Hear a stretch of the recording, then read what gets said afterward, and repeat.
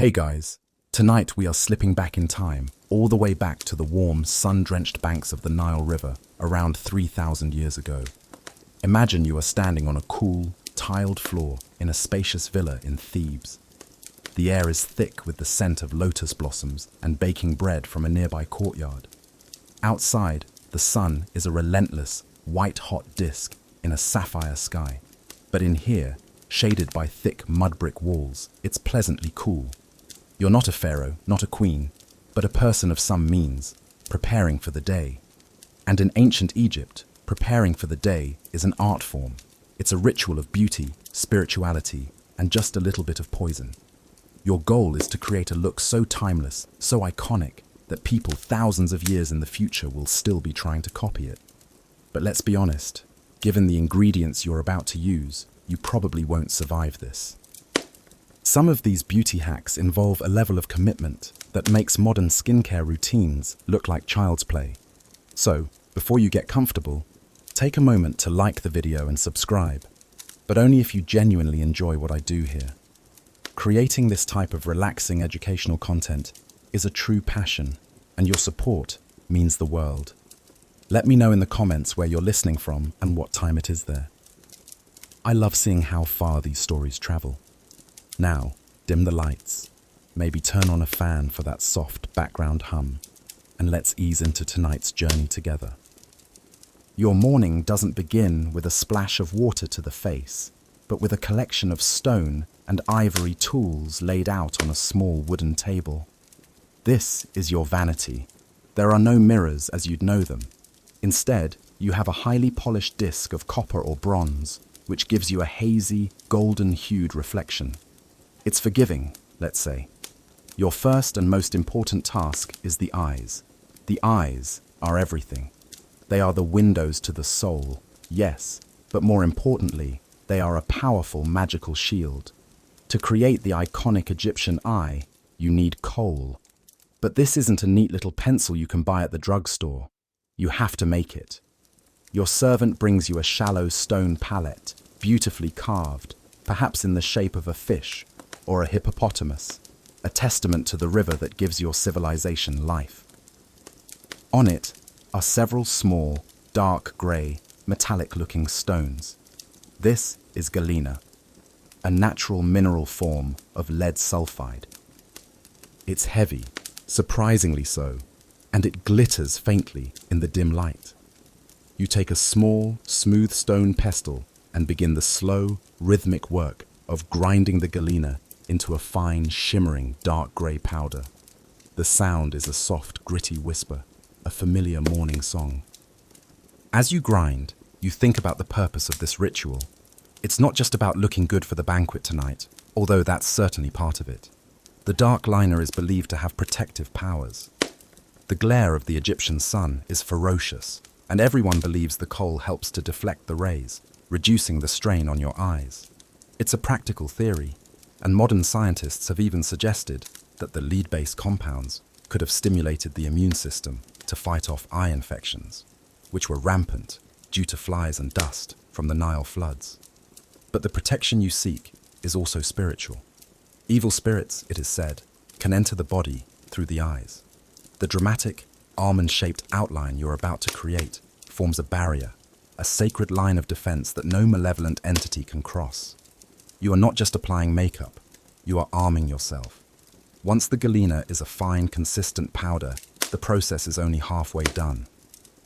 You need a medium to turn this dust into a usable paste. There are a few options. Water is simple, but it won't last. For a more durable, lasting liner, you need fat. Animal fat, rendered and purified, is the go-to binder. A servant brings you a small alabaster jar containing a lump of whitish grease. You scrape a tiny amount into the powder on your palette. Now the mixing begins. Using an ivory stick, thin and delicate, you carefully blend the fat into the galena powder. It's a slow, deliberate process. Too little fat, and the paste will be crumbly and won't apply smoothly. Too much, and it will be greasy, smudging, and melting in the afternoon heat. You have done this hundreds of times, and your hands know the perfect consistency without you even having to think. The final product is a rich, dark, slightly greasy paste, the color of a stormy sky. This is the official look of the New Kingdom, a period of immense wealth and power, and your coal-lined eyes will signify your status and piety. You lean closer to your polished bronze mirror, dipping the tip of your ivory applicator into the freshly made coal. The applicator is cool against your skin as you carefully draw a line around your upper and lower eyelids, extending it outwards towards your temple in a long, elegant tail. It's a bold statement, framing your eyes and making them appear larger and more luminous in the soft light of the room. It feels strangely modern, this desire to enhance and define, yet it's a practice that has been passed down for generations. You pause, admiring your work. It's not just makeup, it's a shield, a statement, and a connection to the gods. An odd little fact that comes to mind is that the ancient word for makeup artist was derived from the root sesh, which means to write or to inscribe. This suggests that applying cosmetics was seen as an act of artistry, as precise as that of a scribe writing hieroglyphs. You aren't just coloring your face, you are writing a story of beauty and protection upon your own skin. Historians still debate the exact recipes and whether specific additives, like burnt almonds or manganese, were used to achieve a blacker, more intense color, or if the simple galena and fat mixture was the standard. What was the perfect ratio? Did it change with the seasons, a thicker paste for the heat of summer and a thinner one for the cooler months? These are the small, intimate details of daily life that hieroglyphs don't always record, leaving us to guess at the precise textures and scents of the past. As you sit back, letting the coal set, you feel a sense of completion.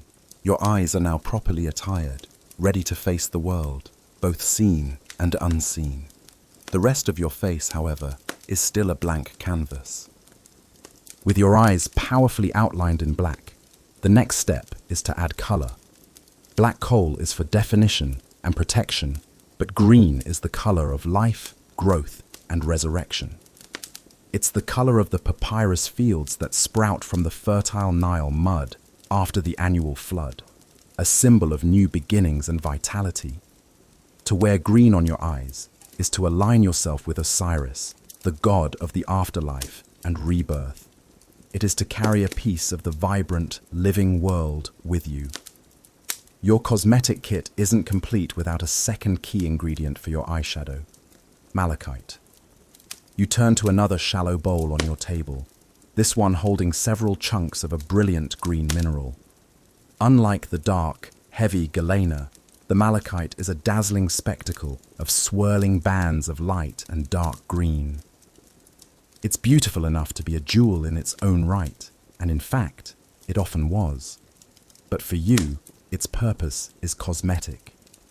Just as with the galena, the process begins with grinding. You select a fresh, clean stone palette, perhaps one made of alabaster, its creamy white surface a perfect canvas for the vibrant green pigment you are about to create. You take your pestle and begin to crush the malachite stones. This is harder work than grinding the soft galena. Malachite is a tougher copper carbonate mineral, and it requires more pressure and patience to break it down. The sound is sharper, a cracking and splintering, before it settles into the familiar gritty rhythm of grinding. The powder that emerges is a soft, chalky green, the color of new leaves in the spring. There's a faint, earthy smell to it, a mineral scent that reminds you of cool, damp caves. The application of this green shadow, known as uju, predates the use of black coal by centuries. In the pre-dynastic period, long before the Great Pyramids were even a blueprint in a pharaoh's mind, your ancestors were already applying this green paste to their faces. It's one of the oldest cosmetic practices in the world. As you work the stone, you feel that connection to the past, a long, unbroken line of people who have sat just as you are, grinding these same green stones under the same Egyptian sun. Once you have a small pile of fine, pale green powder, you again reach for a binder. Some historians debate whether the Egyptians applied the powder dry, packing it onto the eyelid for a matte, pigmented look. or if they always mixed it into a paste. The evidence from cosmetic jars, which often contain hardened remnants of a fatty substance mixed with pigment, suggests that a paste was common. You opt for the paste, adding a tiny bead of clarified animal fat. You blend it carefully with your ivory stick, watching as the pale powder transforms into a richer, more vibrant green paste. This time, you don't use the fine-tipped kohl applicator. For eyeshadow, you use a different tool, a small, flat-ended rod, almost like a tiny spatula. You scoop up a small amount of the green paste. The goal isn't to create a precise line, but a wash of color across your entire eyelid, from the lash line up to the brow. You close your eyes and gently smooth the paste over your skin. It feels cool and slightly waxy. You apply it liberally, creating a bold block of color. Combined with the dramatic black kohl liner, the effect is striking. Your eyes are now a miniature work of art, a declaration of your connection to the divine and your place in a sophisticated, beauty-conscious culture. You lean back to assess your work in the bronze mirror. The green is a beautiful contrast to your olive skin and the stark black of the kohl. It's a look that feels both powerful and alive. It says you are healthy, fertile, and under the protection of the gods. An interesting, though slightly unsettling, off-topic detail is the source of some of these minerals. The finest malachite came from the Sinai Peninsula, a harsh and unforgiving desert landscape. Mining expeditions to retrieve these cosmetic ingredients were major state-sponsored operations, almost like military campaigns. Thousands of workers would be sent into the desert for months at a time to hack these green stones from the earth, facing dehydration, scorpion bites, and attacks from local tribes, all for the sake of eyeshadow. It's a humbling thought that the simple act of beautifying your eyes is connected to such a vast network of labor, trade, and hardship. A man might risk his life in the blistering heat of the Sinai just so you can have this particular shade of green. This adds a layer of gravity to the little pot of color on your table. It's a luxury, and like all luxuries, it comes at a cost.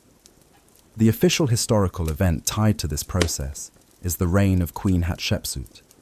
During her time as pharaoh, she launched a massive and famously documented expedition to the land of Punt, a mysterious location somewhere to the south, possibly in modern-day Eritrea or Somalia. While the primary goal was to bring back incense trees, the ships also returned laden with other exotic goods, including eye cosmetics and ingredients that weren't native to Egypt. This shows how crucial these beauty products were to the national economy and international relations.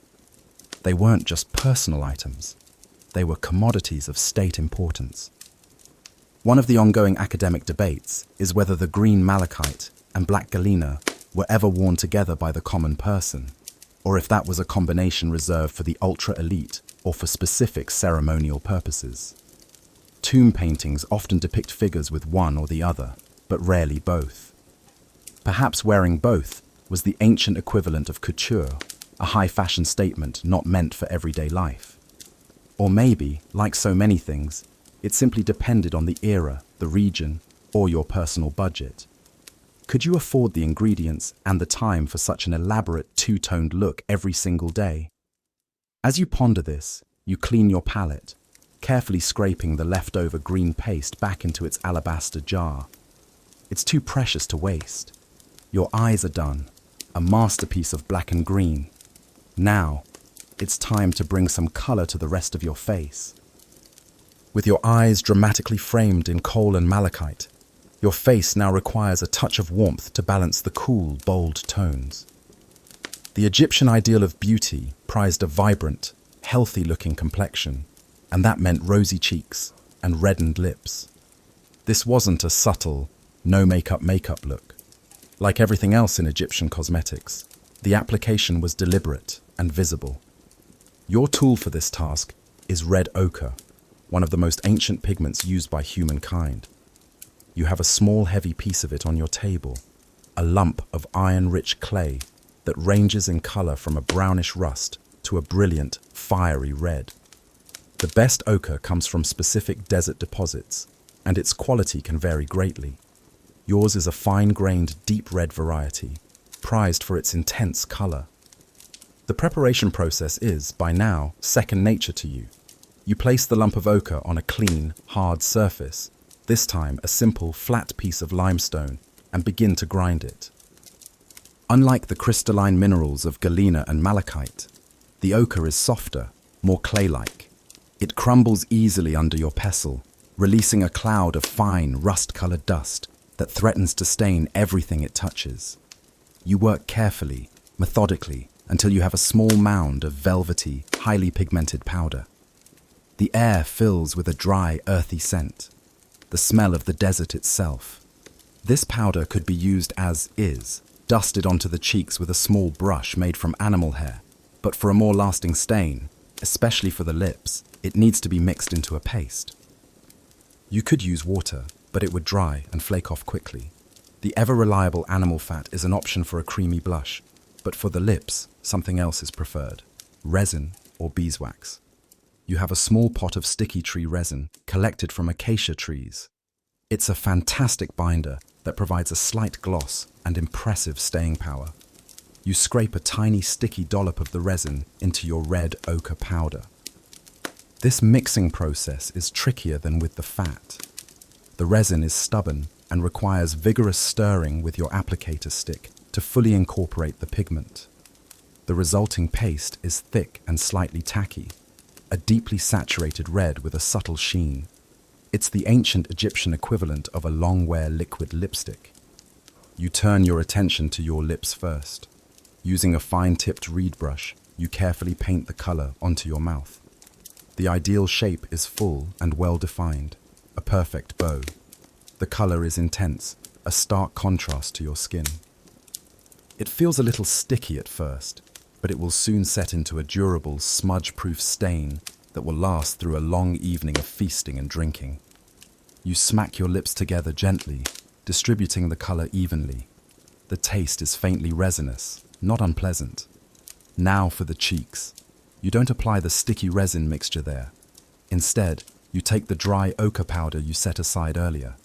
You could use a small puff made of wool or linen, but some of the most charming surviving examples of applicators are pads of gazelle fur, incredibly soft and perfect for blending. You dip your fur pad into the powder, tap off the excess, and apply the color to the apples of your cheeks in a circular motion. The ideal look is a round, youthful flush of color placed quite high on the cheekbone. It's not about subtle contouring, it's about creating a visible symbol of health and vitality.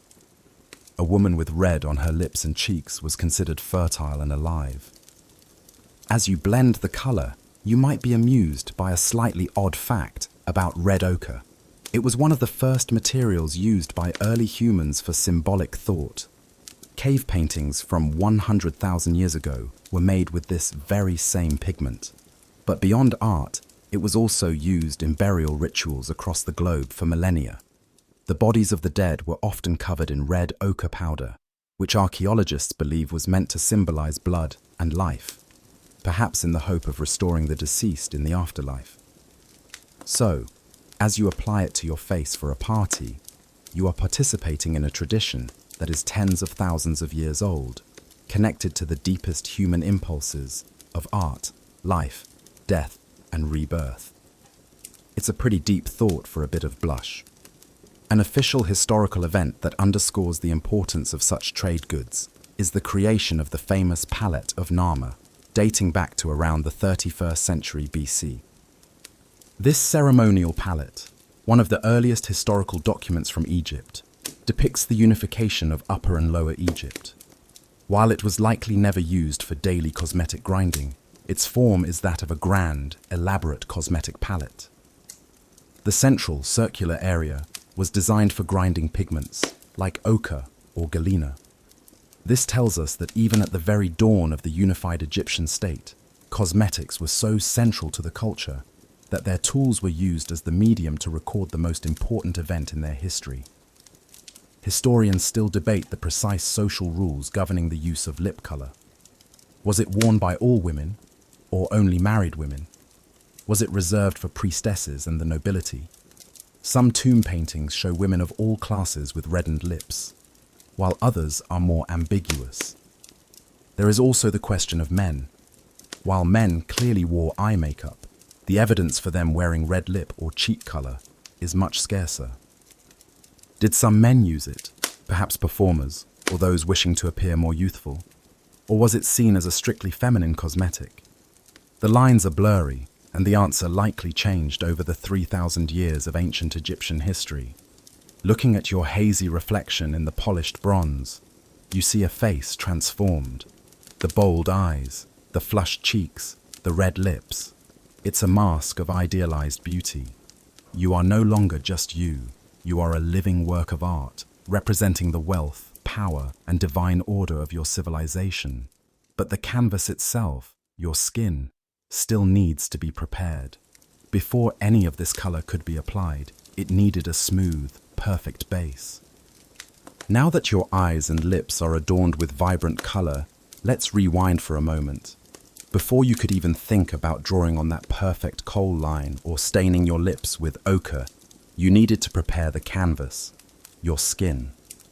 In the harsh Egyptian climate, with its relentless sun and dry, sandy winds, skincare was not a luxury, it was a necessity. And just like with your cosmetics, the goal was a specific, idealized look. The elite prized a smooth, clear, and often pale complexion, which signified a life of leisure spent indoors, away from the manual labor that tanned the skin of the lower classes. To achieve this, you turn to the ancient Egyptian version of foundation and moisturizer, a concoction that might sound a little strange to modern ears. Your base is not a lightweight, breathable liquid. It's a thick, heavy cream made primarily from animal fat. You have a special jar for it, perhaps made of diorite or calcite, carved and polished until it's cool and smooth to the touch. Inside is a pale, waxy substance. This is a carefully rendered and purified fat, likely from an ox or a goose. The rendering process was crucial. The raw fat had to be heated and strained multiple times to remove any impurities, meaty residues, and most importantly, the smell. The last thing you wanted was to walk around smelling like a butcher's shop. To the purified fat, you would add other ingredients. A bit of beeswax could help thicken the mixture and provide a better protective barrier against the dry air. For fragrance and additional benefits, you might mix in a few drops of scented oil, like myrrh or frankincense, which were also believed to have skin-soothing properties. You scoop a small amount of this fatty cream onto your fingertips. It's dense and oily. You begin to apply it all over your face, massaging it into the skin. It feels greasy, creating a slick, shiny surface. This greasy layer serves two main purposes. First, it's an incredibly effective moisturizer, locking in hydration and protecting your skin from the desiccating effects of the wind and sun. Your skin immediately feels softer and more supple. Second, it acts as a primer, creating a smooth, slightly sticky base for the cosmetic powders you will apply on top. Think of it as a heavy-duty, moisturizing primer. With your face now thoroughly greased, you have a sheen that, while protective, isn't the desired final look. The goal is a matte, pale finish. To achieve this, you need a powder. You might use finely ground calcite or clay, but a common choice was simple: sifted sand or ground limestone. You have a bowl of incredibly fine, pale-colored powder. You take a linen puff and press it into the powder, then gently pat it all over your face, on top of the layer of fat. The powder adheres to the grease, instantly mattifying your complexion and lightening your skin tone by a shade or two.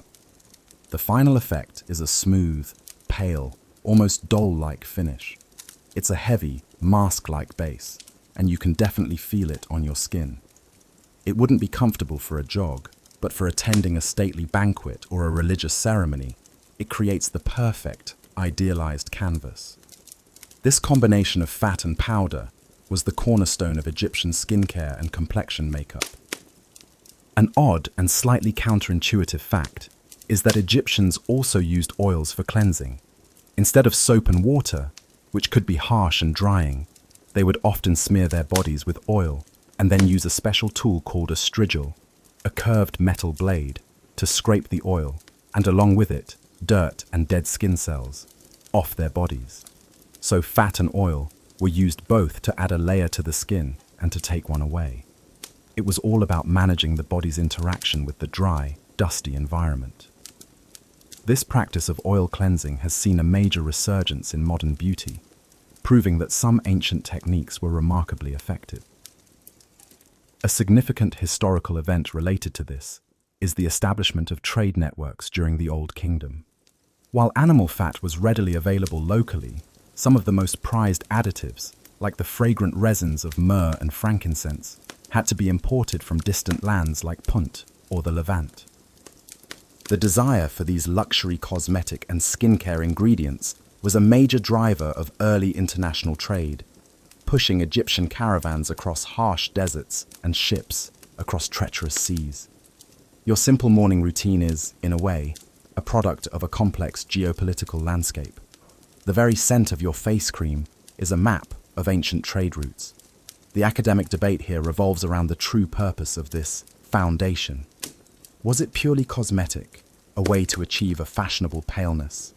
Or was its primary function medicinal and protective? Some Egyptologists argue that a thick layer of fat and powder would have been an excellent physical barrier against not just the sun, but also insects, which were a constant nuisance and a vector for disease. The fly is a ubiquitous pest in Egypt, and a greasy face might actually trap them before they could bite or lay eggs near the eyes or mouth. It's a slightly gross thought, but a practical one. Was beauty the main goal, with protection as a happy side effect, or was it the other way around? Perhaps the two were so intertwined in the Egyptian mindset that they couldn't be separated. The idea that something could be both beautiful and magically protective was central to their worldview. You gaze at your reflection. Your skin is now a pale, smooth, and even-toned canvas. It feels heavy, yes, but also shielded. You are now ready for the color, for the ochre and the kohl that will complete the transformation. However, for those who desired an even more dramatic pallor, there was another, far more dangerous option available, a shortcut to the ghostly white complexion of the gods and the super elite. While a foundation of animal fat and pale powder could lighten your complexion by a shade or two, for the truly fashion-forward or the extremely wealthy, there was a more potent and effective skin-lightening agent available: white lead. This desire for a pale complexion wasn't unique to Egypt, of course. It's a trend that has appeared in many cultures throughout history, often as a way to signify wealth and status. A tan meant you worked outside in the fields, while pale skin meant a life of leisure indoors. In Egypt, it also had divine connotations. Gods were often depicted with gold or unnaturally pale skin, so mimicking that look was a way to appear more godlike. So, you decide to take your complexion to the next level. On your cosmetic table is a small, heavy, sealed ceramic jar. This one is handled with more care. Inside is a fine, brilliantly white powder. This is cerussite, or white lead carbonate, a pigment created by exposing lead metal to acid, such as vinegar fumes. The process, known as the stack process, was painstaking and slow, resulting in a pigment that was incredibly dense, opaque, and a purer white than any ground mineral could achieve. It was the ultimate luxury pigment. You would never apply this powder directly to your dry skin. It needed to be mixed into a paste, a foundation cream. You take a small amount of the white lead powder and mix it with your trusty animal fat binder on a clean palette. The resulting cream is thick, smooth, and startlingly white. It has a satisfying heft to it, a creaminess that speaks to its quality. Using your fingertips or a small spatula, you apply this lead-based foundation to your face and perhaps your neck and chest as well. The coverage is amazing. Unlike the slightly translucent calcite or sand powder, the lead foundation is completely opaque. It erases any blemishes, freckles, or imperfections. creating a perfectly uniform alabaster white surface. The final look is dramatic, almost supernatural. In the dim light of your room, your face seems to loom out of the shadows, luminous and otherworldly. It's the look of nobility, of someone who does not toil, of someone who is perhaps not entirely of this mortal world. You look in your polished bronze mirror and see a face that is not quite your own anymore. It's an idealized, perfected version, a living statue, and that was precisely the point. But this pursuit of pallor came at a terrible cost. Lead is, of course, a potent neurotoxin. The Egyptians had no concept of this. To them, it was just a beautiful, effective white pigment. But with every application, you would be absorbing small amounts of lead through your skin.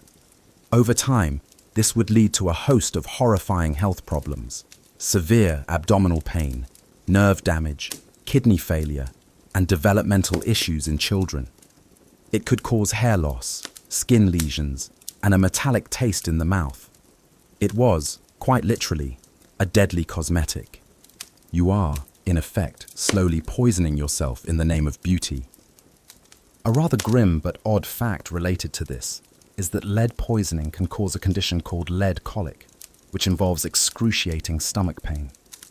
Some historians speculate that many of the mysterious, painful illnesses described in ancient medical papyri, often attributed to demonic possession or the anger of the gods, could have simply been the symptoms of chronic lead poisoning from cosmetics. The very thing you are using to make yourself look more divine could be causing the ailments you pray to the gods to cure. A major historical event tied to the use of lead is the expansion of trade and mining under pharaohs like Ramesses the Great. His extensive building projects and military campaigns required vast amounts of metal, including lead. Mines were established in places like Gabled Site on the Red Sea coast. While the primary use for lead was in construction, as weights, sinkers for fishing nets, or as components in metal alloys, a significant portion of this mined lead was diverted to the production of cosmetics. The state-controlled mining operations that supplied the materials for temples and tombs were also supplying the ingredients for the face creams of the elite. The state's power was written not just in stone monuments, but on the very faces of its people. The central academic debate surrounding lead-based cosmetics in Egypt is a fascinating one. A few years ago, a team of French scientists analyzed the residue in several ancient cosmetic jars from the Louvre's collection. They discovered that the lead compounds weren't simple cerussite. They were complex, lab-made substances, laurionite and phosgenite, which do not occur naturally in Egypt. This means that Egyptian cosmetic makers, or chemists really, were deliberately synthesizing these specific lead chlorides. The scientists proposed a controversial theory that the Egyptians were creating these compounds not just for their color, but because, in very low doses, they would have stimulated the production of nitric oxide in the skin, which in turn would have boosted the immune response and helped fight off the bacterial eye infections so common in the region. So, the question is, were the Egyptians unknowingly poisoning themselves for beauty, or were they practicing a form of sophisticated, low-dose chemotherapy for their eyes, with the lead poisoning being an unfortunate, long-term side effect they didn't understand? Were they brilliant chemists or oblivious fashion victims? The truth is likely a bit of both. They recognized an immediate benefit, fewer eye infections, without being able to comprehend the slow, cumulative danger. As you finish your application, you admire the flawless, if toxic, results. Your face is now a perfect pale mask, ready for the day. But skin, even when covered, ages. And for that, the Egyptians had an entirely different set of strange and wonderful remedies. Your face may now be a perfect, pale canvas, shielded by a layer of lead-based foundation. But the Egyptians were acutely aware of the passage of time. Wrinkles, fine lines, and loss of firmness were concerns then, just as they are now. They were pioneers in the field of anti-aging, and their solutions were, as you might expect, a blend of practical observation and pure magic, using some of the most exotic ingredients imaginable. Tonight, you decide, is a good night for a special treatment. A face mask designed to rejuvenate the skin and restore a youthful glow. You won't be reaching for a sheet mask infused with hyaluronic acid. You'll be reaching for something a bit more scaly. One of the most intriguing recipes for an anti-aging face treatment comes to us from the Ebers Papyrus, one of the oldest and most important medical documents from ancient Egypt, dating to around 1550 BC. It contains hundreds of remedies and magical formulas for all sorts of ailments. For wrinkles, it prescribes a face mask made from a mixture of frankincense, wax, fresh moringa oil, and a grass called cyperus. You would mix these into a paste and apply it to the face. It sounds quite reasonable, a nice, oily, fragrant mask. But the Egyptians didn't stop at botanicals. They were firm believers in the idea of sympathetic magic, the principle that like affects like.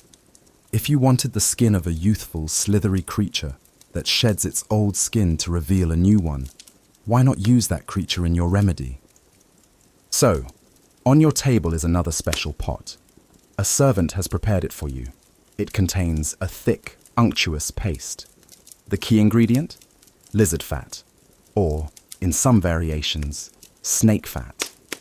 The belief was that the regenerative properties of a reptile, its ability to shed its skin and emerge fresh and new, could be magically transferred to your own skin.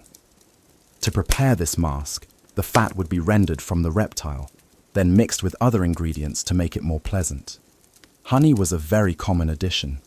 It's a natural humectant, meaning it draws moisture into the skin, and it also has powerful antibacterial properties, which would have helped preserve the fatty mixture and prevent it from going rancid too quickly. A bit of sour milk might be added for its lactic acid content, which would provide a gentle chemical exfoliation. So, you take a scoop of this lizard fat and honey mask. It's thick and sticky, and it probably doesn't smell fantastic, despite the addition of honey. You smear it all over your face, avoiding the elaborate eye makeup you so carefully applied earlier. It feels rich and heavy on the skin. You are supposed to leave it on for a while, letting the magic work. You lie back on a couch, perhaps with slices of cool cucumber or melon over your eyes, and relax. You are partaking in a ritual that combines the best of Egyptian science, like the observed benefits of honey and milk acids, with the deepest of their magical beliefs. You are literally wearing the essence of rebirth on your face. An odd fact about Egyptian anti-aging is their obsession with baldness cures. Many of the same medical papyri that list wrinkle treatments also offer remedies for hair loss, which was clearly a major concern, especially for men. One famous recipe calls for a mixture of the fats of a hippopotamus, a crocodile, a tomcat, a snake, and an ibex, all mixed together and applied to the bald spot. Another suggests using the burnt prickles of a hedgehog. It's a running joke among Egyptologists that if any of these cures had actually worked, you'd be able to spot it instantly in the art. All the pharaohs would have fabulous flowing locks instead of their usual wigs and crowns. Clearly, much like today, hair loss was a tough nut to crack. A significant historical event that reflects this focus on rejuvenation is the concept of the Sed Festival, or Royal Jubilee. This was an ancient ritual celebrated by a pharaoh after 30 years of rule, and then every few years after that. The festival was an elaborate series of ceremonies designed to magically rejuvenate the aging king, to renew his physical strength and divine power, ensuring the continued stability and prosperity of the kingdom. The king would perform ritualistic runs and change into different costumes to show his vigor. This national obsession with the renewal of the monarch's body mirrors the personal obsession with renewing one's own skin and appearance. A youthful king meant a strong nation. A youthful face meant a strong and vital person. The academic debate in this area centers on the efficacy of these treatments. Were they pure placebo and magic, or did some of them actually work? While lizard fat might not have any special properties, other ingredients certainly did. Frankincense has known anti-inflammatory properties. Moringa oil is rich in antioxidants. Honey is a proven antibacterial and moisturizing agent. Sour milk contains lactic acid, a type of alpha hydroxy acid, AHA, still used in chemical peels today.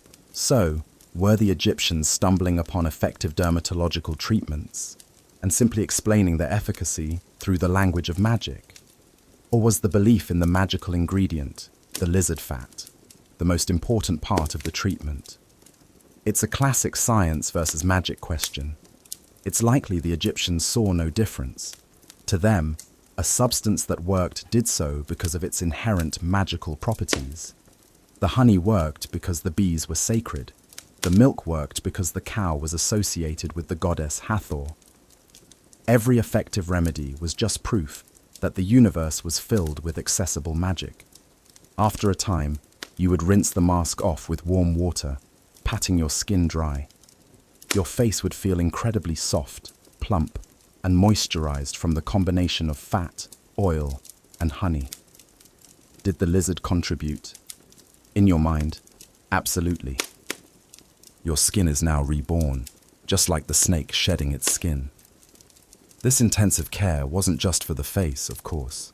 The entire body was a temple to be maintained. After treating your face to a rejuvenating mask of lizard fat and honey, it's time to consider the rest of your body.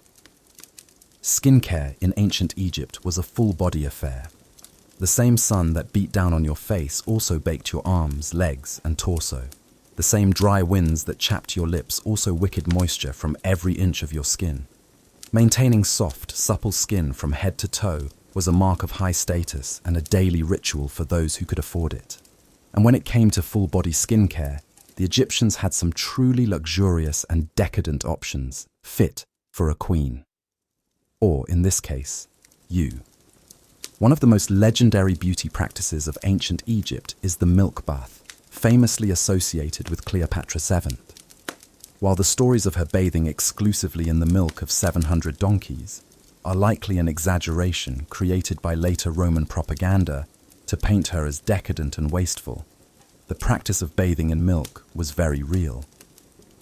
Donkey milk, in particular, was highly prized.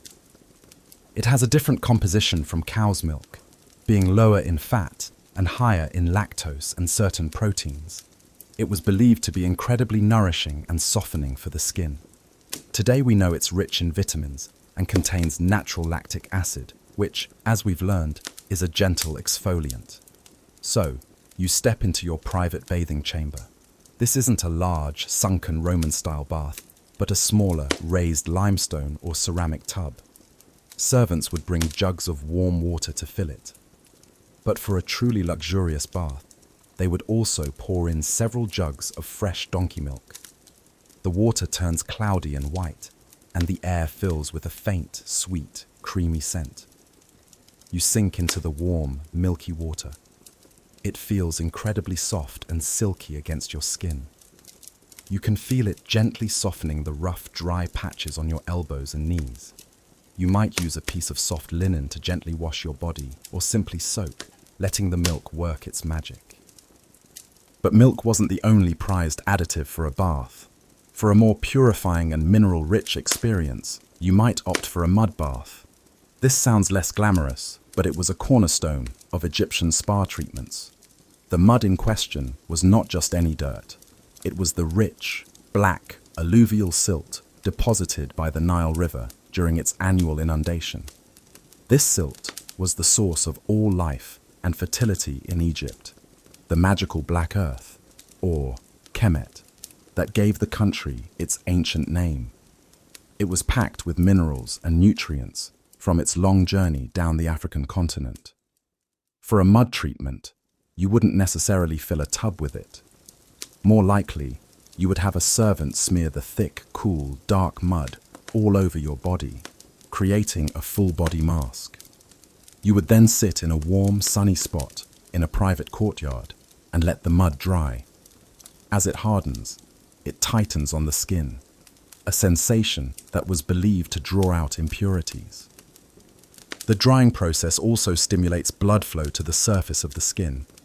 Once it's completely dry and cracked, you would rinse it all off, either in your tub or with jugs of clean water. The result would be incredibly smooth, soft, and detoxified skin. Your body would feel toned and refreshed. An odd, related fact is the Egyptian view on cleanliness and water. While the elite had bathing chambers, clean water was a precious resource that couldn't be wasted. Most bathing was done with basins and jugs. The Nile itself, while the source of life, was also full of parasites and crocodiles, so casual swimming wasn't always a great idea. Furthermore, many of the working class would have bathed in the canals and irrigation ditches, often using natron, a type of natural salt, as a cleansing agent, which was also famously used in the mummification process. So, in a way, they were performing a very, very light version of embalming on themselves every time they washed. The historical event that highlights the scale of this luxurious lifestyle is the reign of Amenhotep III during the 18th dynasty. This was a period of unprecedented peace and prosperity for Egypt, often called the Golden Age. Amenhotep III was a prolific builder, but not just of temples.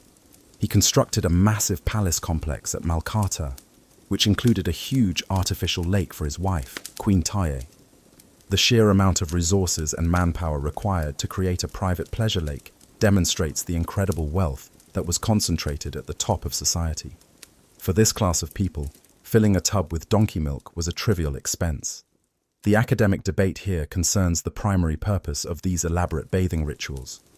Were they mainly for hygiene and skincare, as we would understand it today, or were they deeply ritualistic and religious acts? Bathing was certainly a prerequisite for entering a temple or participating in religious ceremonies. Priests and priestesses had to be scrupulously clean.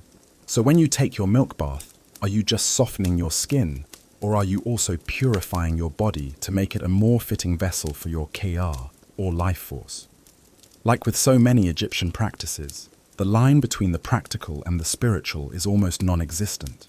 A bath cleanses the body of dirt, but it also cleanses the spirit of ritual impurity. Soft skin is beautiful, but it's also a sign of a pure and ordered existence, reflecting the cosmic order of Maat. After your bath, you would be gently dried with soft linen towels. Your skin, now cleansed, softened, and purified by either milk or mud, would need to be moisturized. You would anoint your entire body with a fragrant oil, perhaps a simple lotus or moringa oil, or the more expensive and imported myrrh. This would lock in the moisture from the bath and leave you glowing and perfumed from head to toe. Your body is now as prepared as your face.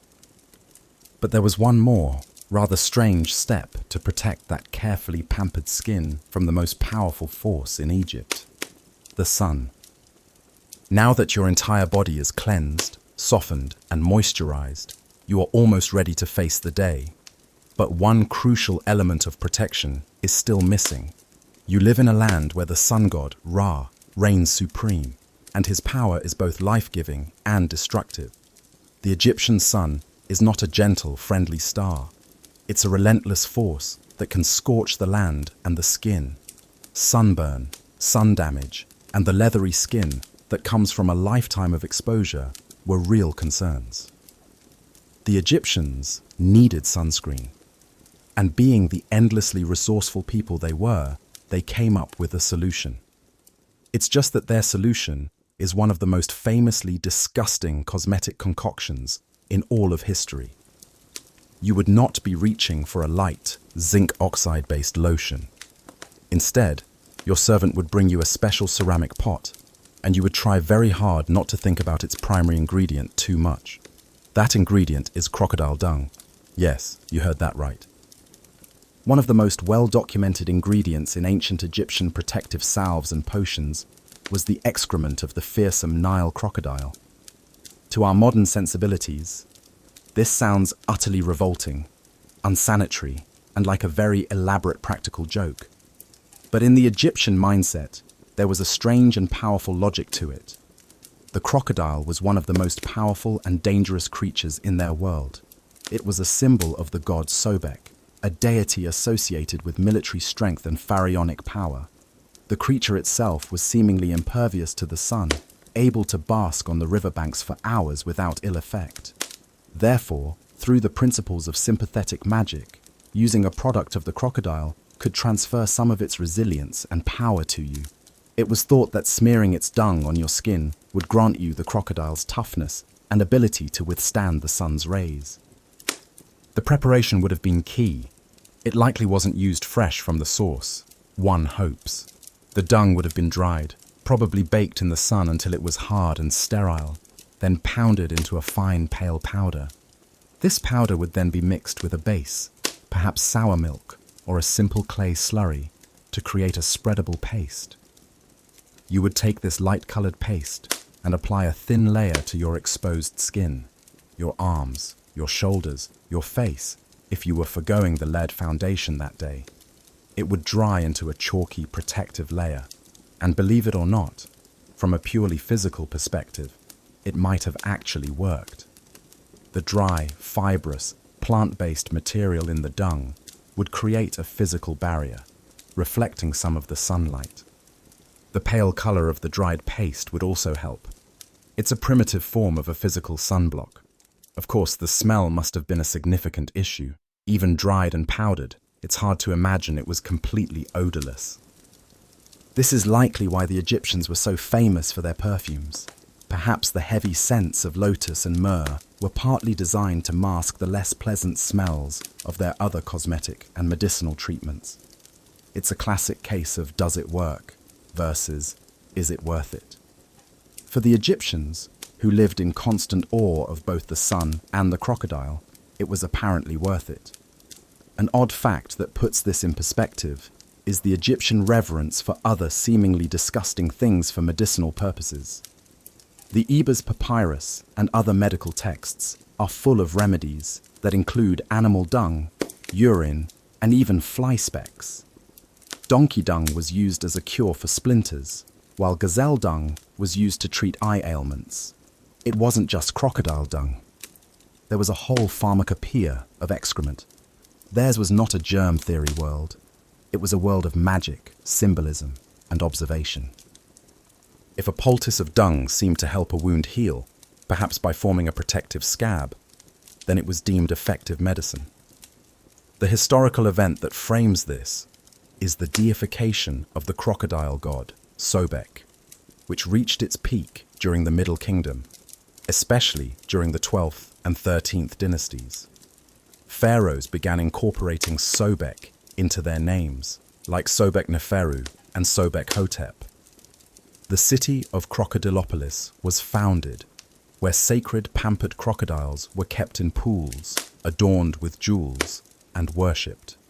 When you live in a culture that worships a crocodile as a god, using its dung as sunscreen starts to seem a little less strange and a little more like a sacred act. You aren't just protecting your skin, you're anointing yourself with a substance from a divine creature. The academic debate surrounding this topic is, predictably, about whether it was real. Some historians are skeptical, suggesting that the crocodile dung mentioned in texts could be a misunderstanding or a colloquial name for a specific type of plant or mineral, much like dragon's blood is a name for a plant resin. They find it hard to believe such an advanced civilization would resort to something so unhygienic. However, the defenders of the literal interpretation point to the numerous specific references in multiple medical texts and the clear, magical logic that underpins the practice. They argue that we shouldn't impose our modern standards of hygiene on a culture that had a fundamentally different understanding of the world. Given the other ingredients we know they used, crocodile dung doesn't seem that far-fetched. So, you stand there, covered in a thin, chalky layer of what you hope is a magical protective shield. You are moisturized, made up, and sun-protected. The final touch, the one that will complete your transformation from a simple mortal into a walking, talking work of art, is scent. With your skin shielded, your face painted, and your body cleansed, the final layer of your preparation is the most intangible and alluring, your scent. In the hot, often crowded, and odorous environment of an ancient Egyptian city, perfume was not just a luxury, it was a near necessity. It was a marker of class, a tool of seduction, and a crucial element of religious ritual. To be clean and well off was to smell divine, to surround yourself with a fragrant aura that announced your presence and your purity. And Egyptian perfumers were the masters of the ancient world, creating complex, long-lasting scents that were famous from the dusty streets of Babylon to the marble halls of Rome. Your perfume is not a light, alcohol-based spray that you spritz on and forget. It's a thick, oil-based unguent, a heavy and potent concentration of fragrance that you anoint yourself with. The most famous and prized of all Egyptian perfumes was a legendary concoction known as kaifi. This wasn't just a perfume, it was a sacred incense, a medicine, and a beauty product, all in one. The recipe for kaifi was a closely guarded secret, passed down through generations of temple perfumers. The Greek historian Plutarch recorded a version of the recipe that involved 16 ingredients, including things like cinnamon, myrrh, frankincense, juniper berries, calamus, and cassia, all bound together with honey and wine. The preparation was a ritual in itself. The ingredients had to be pounded and mixed in a precise order, while sacred texts were recited. It was a work of art, chemistry, and magic. You have a small, beautifully carved alabaster jar on your table. Alabaster was the preferred material for perfume jars because it was believed to best preserve the scent. You unstop the lid, and the air in the room is instantly transformed. The fragrance that wafts out is incredibly complex. It's not a simple floral or a spicy note. It's a rich, warm, sweet, and resinous symphony of smells. You can pick out the spicy warmth of cinnamon, the deep, earthy sweetness of myrrh, and the bright, piney scent of juniper. It's a fragrance designed to evoke a sense of peace and well-being. Plutarch wrote that burning kaifi at night would lull one to sleep, allay anxieties, and brighten dreams. You take a small amount of the thick, fragrant paste on your fingertip. It's oily and slightly sticky from the honey. You anoint yourself at your pulse points, your wrists, behind your ears, at the base of your throat, and even on your ankles. The perfume doesn't just sit on your skin. It melds with your body heat, releasing its complex layers of scent throughout the day and into the evening. As you move, you will be trailed by a subtle, intoxicating cloud of fragrance. It's a statement of sophistication and piety. The kaifi was incredibly expensive, a perfume for the highest echelons of society. For daily wear, you might use a simpler scented oil. The process of making these was ingenious. Since the Egyptians didn't have distillation, they couldn't create essential oils as we know them. Instead, they used a method called enfleurage. They would take a neutral, odorless fat or oil, like the goose fat you used for your foundation or moringa oil, and steep fragrant materials in it. The most popular scent was the blue lotus blossom, a flower that was deeply symbolic of creation and rebirth. Workers would steep thousands of lotus blossoms in large vats of oil for days, repeatedly replacing the wilted flowers with fresh ones, until the oil was completely saturated with the scent. The resulting product was a fragrant oil that captured the heady, sweet perfume of the sacred flower. An odd fact about Egyptian perfumery is their use of some rather surprising animal-derived ingredients as fixatives. To make a scent last longer, they needed substances that would evaporate slowly. While resins like myrrh worked well, they also used things like musk, from the musk deer, and civet, a secretion from the glands of the civet cat. These substances have a powerful, almost fecal odor on their own, but in tiny diluted amounts, they have a strange chemical property that enhances and prolongs other, more pleasant scents. So, the secret to smelling like a divine lotus blossom might just have been a tiny hint of something that smelled, initially, quite awful. The historical event that truly put Egyptian perfume on the international map was the Hellenistic period, after the conquest of Egypt by Alexander the Great. Under the rule of the Ptolemies, especially Cleopatra VII, Alexandria became the perfume capital of the Mediterranean world. The Greeks and Romans were obsessed with Egyptian fragrances, Roman nobles would spend fortunes on Egyptian perfumes like the oil of Mendes or the Egyptian. Cleopatra herself famously used perfume as a tool of statecraft. Legend says that when she went to meet Mark Antony, she had the sails of her royal barge soaked in such vast quantities of scented oil that he could smell her coming long before he could see her ship. This wasn't just seduction, it was a power move, a display of wealth, and an assault on the senses. The academic debate here revolves around the true scent of these ancient perfumes. We have recipes, and we have chemical residues found in ancient jars. But can we ever truly know what Képhi or oil of Mendes smelled like? Recreating them is a fascinating challenge for historians and chemists. We can source the ingredients, but were their cinnamon and myrrh the same as ours? Did the local Egyptian flowers have a different scent profile due to the specific soil and climate? And what about the secret ingredients that were never written down? The experience of a scent is so personal and ephemeral.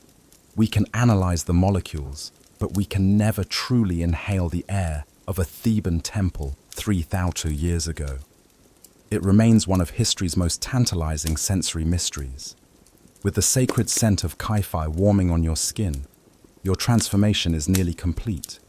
You are a walking, breathing embodiment of Egyptian ideals of beauty, order, and divinity. But there was one more, truly unique and slightly bizarre accessory to ensure your fragrance lasted all night long. You are now a masterpiece of ancient Egyptian cosmetic art. Your eyes are protected by kohl and malachite. Your skin is a pale, smooth canvas. Your lips and cheeks are flushed with the color of life, and you are enveloped in the sacred, complex aroma of Képhi. You are ready for the banquet. But Egyptian parties were long, crowded, and hot affairs, held in enclosed halls or courtyards. How do you ensure your divine fragrance doesn't fade away after an hour of feasting and conversation? You need a slow-release air freshener, and the Egyptians invented a truly unique and peculiar one that you wear on your head. This is the perfume cone, one of the most curious and debated objects depicted in ancient Egyptian art. In countless tomb paintings of banquets and celebrations from the New Kingdom period, you can see the elite guests, both men and women, with a strange cone-shaped object perched on top of their heads. These cones are usually white, sometimes with decorative red or yellow stripes, and they are always shown sitting directly on top of the person's wig. For a long time, historians weren't sure what to make of them. Were they a purely symbolic piece of art, a sort of hieroglyph for festivity, or were they a real physical object that people actually wore? The consensus now, based on artistic evidence and a bit of practical deduction, is that they were very real.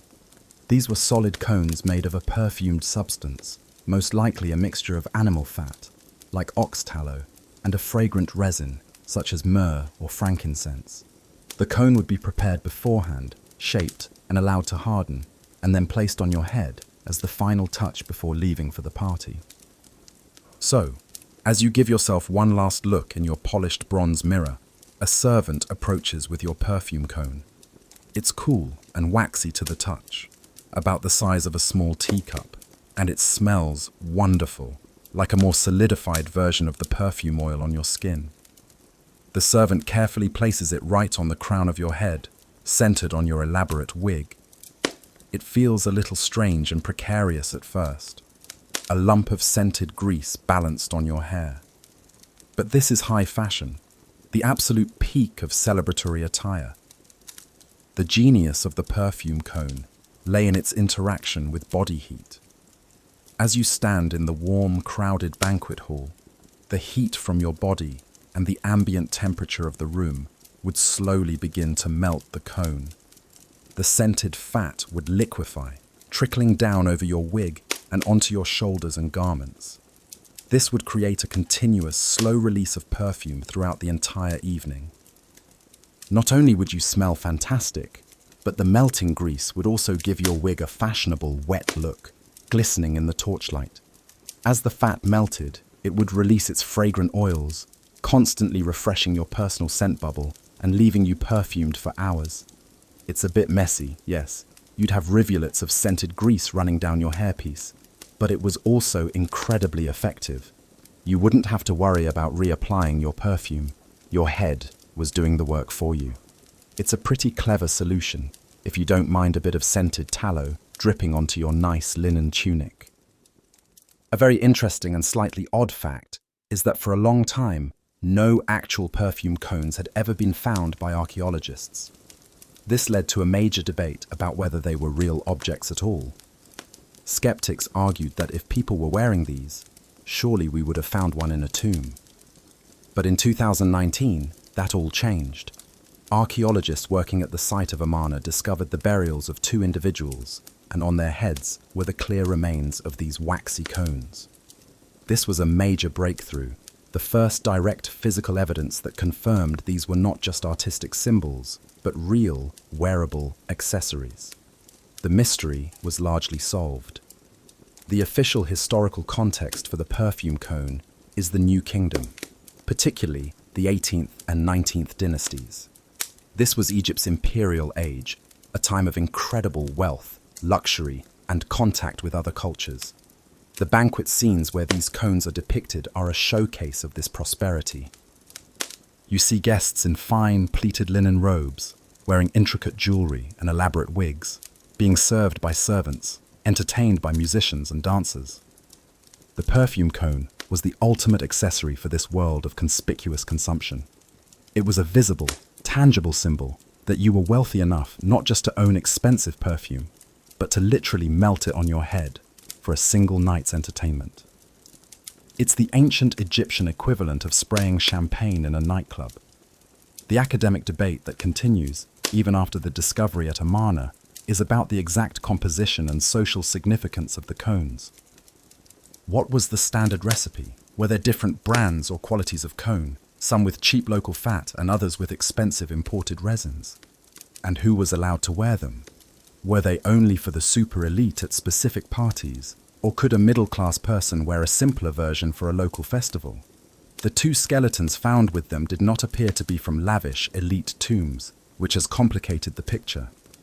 Perhaps it was a more widespread custom than the grand banquet scenes in royal tombs would suggest.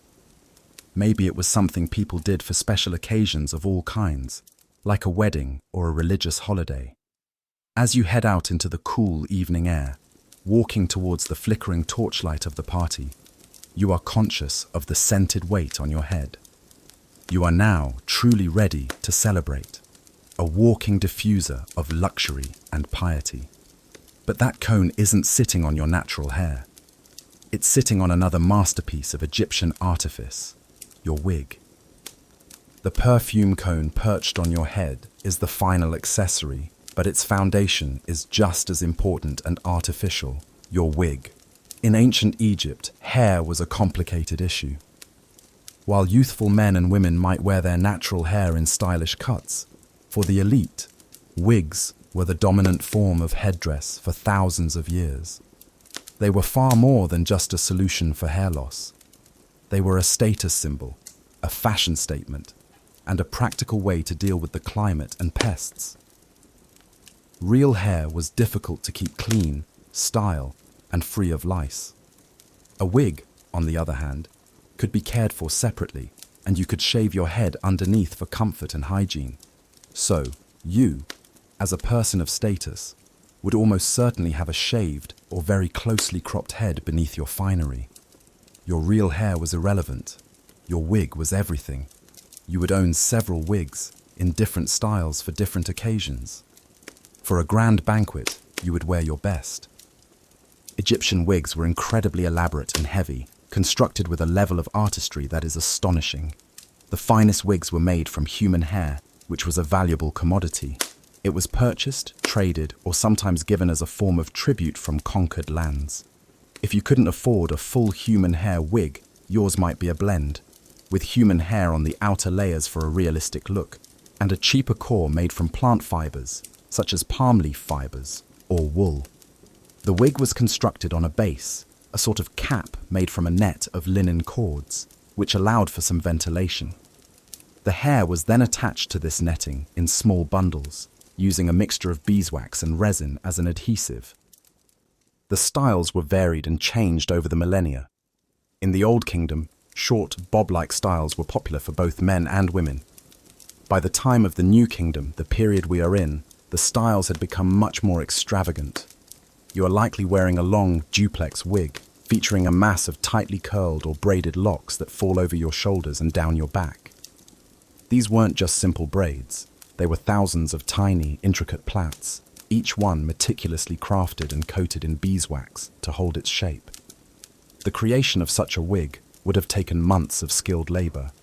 It was a true work of art, and it was heavy. Wearing one all evening would be an exercise in endurance, a constant, weighty reminder of your social standing. The wig could also be further adorned. You might have gold tubes or rings threaded onto some of the braids, or delicate beads of faience, a type of glazed ceramic. Your perfume cone is sitting on top, slowly melting its fragrant oils into the meticulously crafted hairpiece.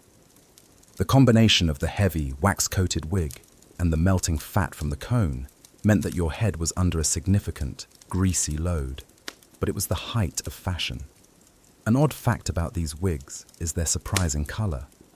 While we often think of Egyptians as having black hair, many of the surviving wigs in museums are a dark brown or even a reddish brown. This could be due to the hair fading over thousands of years in a tomb, but it's also possible that lighter hair colors, perhaps achieved with henna, were fashionable.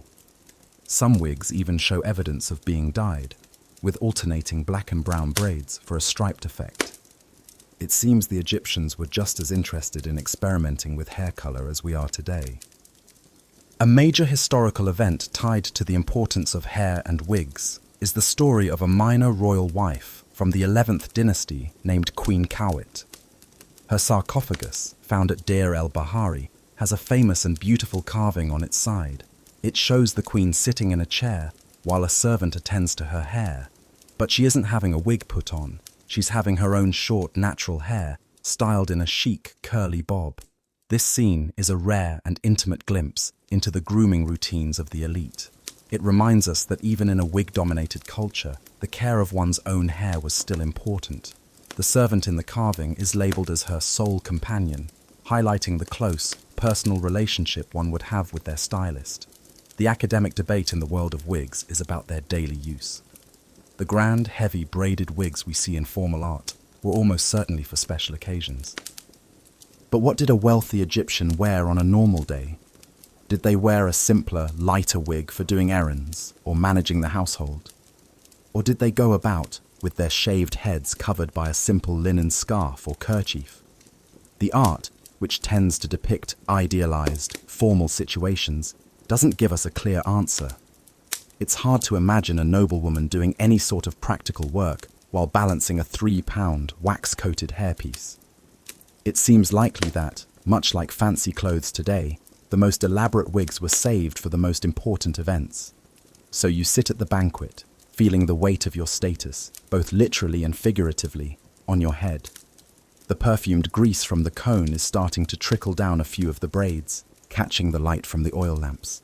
Your wig is glistening, you smell divine, and you are the picture of New Kingdom elegance. But all this added hair was just for the head. For the rest of the body, the Egyptian ideal was the complete opposite. While you sit at the banquet with a magnificent heavy wig of human hair piled high on your head, the aesthetic for the rest of your body follows a starkly different principle: absolute smoothness.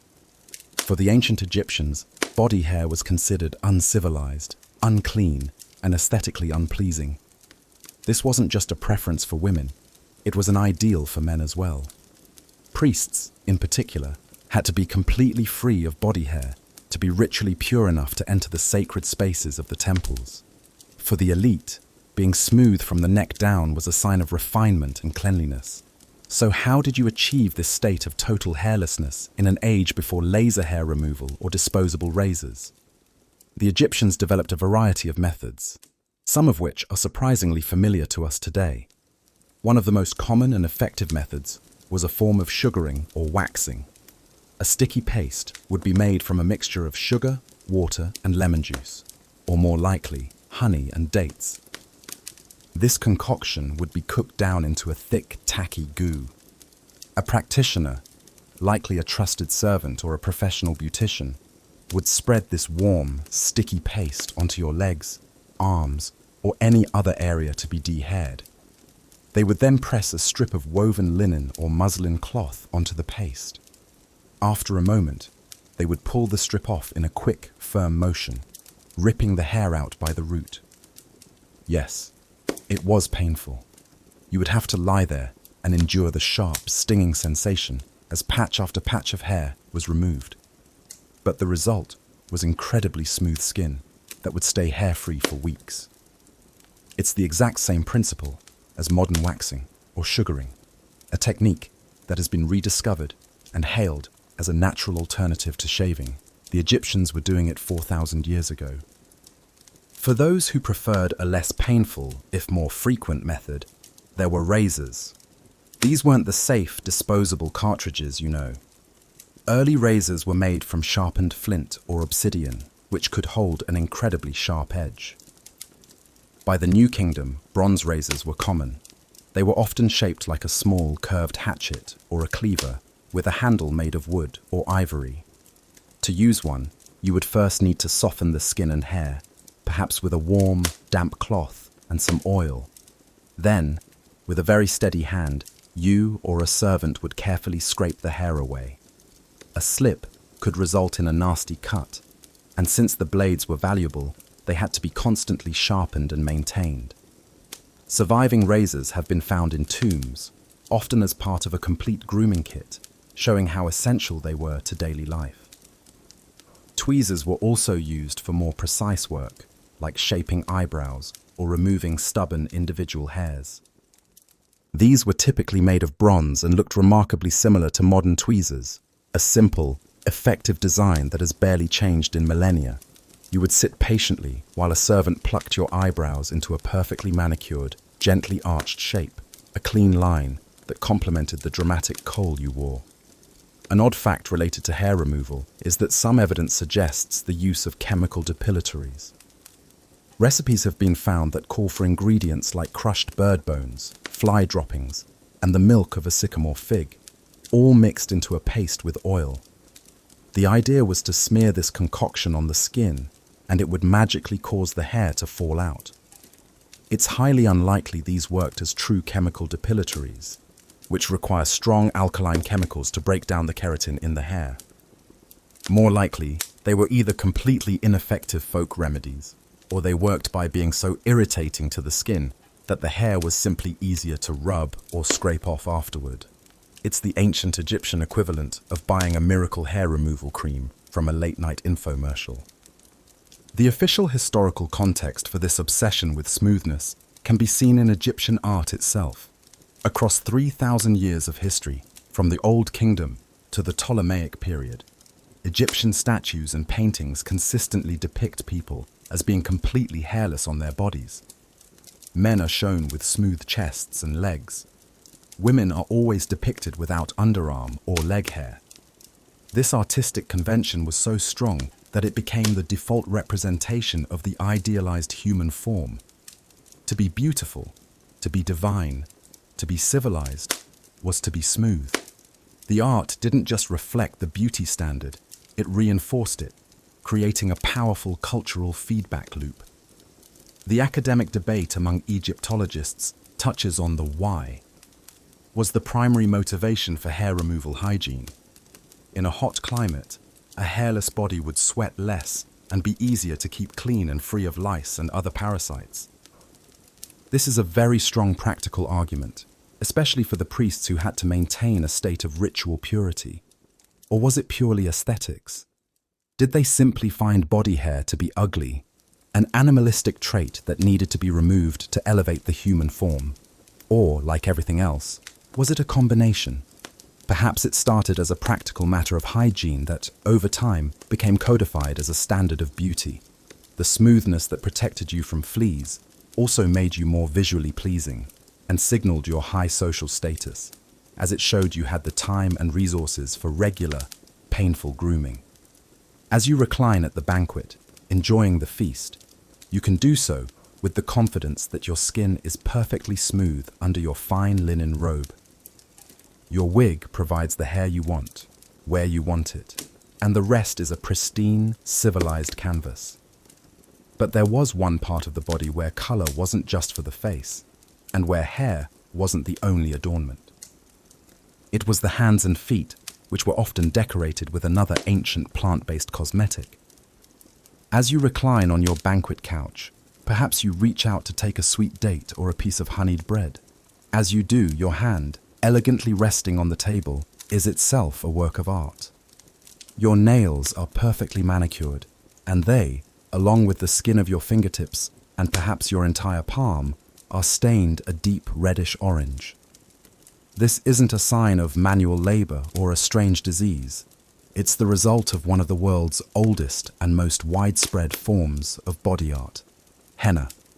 The use of henna, a dye made from the leaves of the Lawsonia inermis shrub, is a practice that dates back to the very beginnings of Egyptian civilization. Mummies have been found with their fingernails, toenails, and even their hair stained with henna, a cosmetic ritual performed both in life and in preparation for the afterlife. For you, preparing your hands and feet for the banquet was an essential part of your grooming. The process was simple, but time-consuming. The henna leaves would be dried and then crushed into a very fine, greenish-brown powder. This powder would then be mixed with a slightly acidic liquid, like lemon juice or strong tea, to create a thick, muddy paste. This paste is what contains the lawsone, the dye molecule that will stain the skin. You would then apply this thick, dark paste to your fingernails and toenails, carefully covering the entire nail bed. For a more dramatic look, you might also cover your fingertips down to the first knuckle, or even paint your entire palms and the soles of your feet. Once the paste was applied, the real work began. Waiting.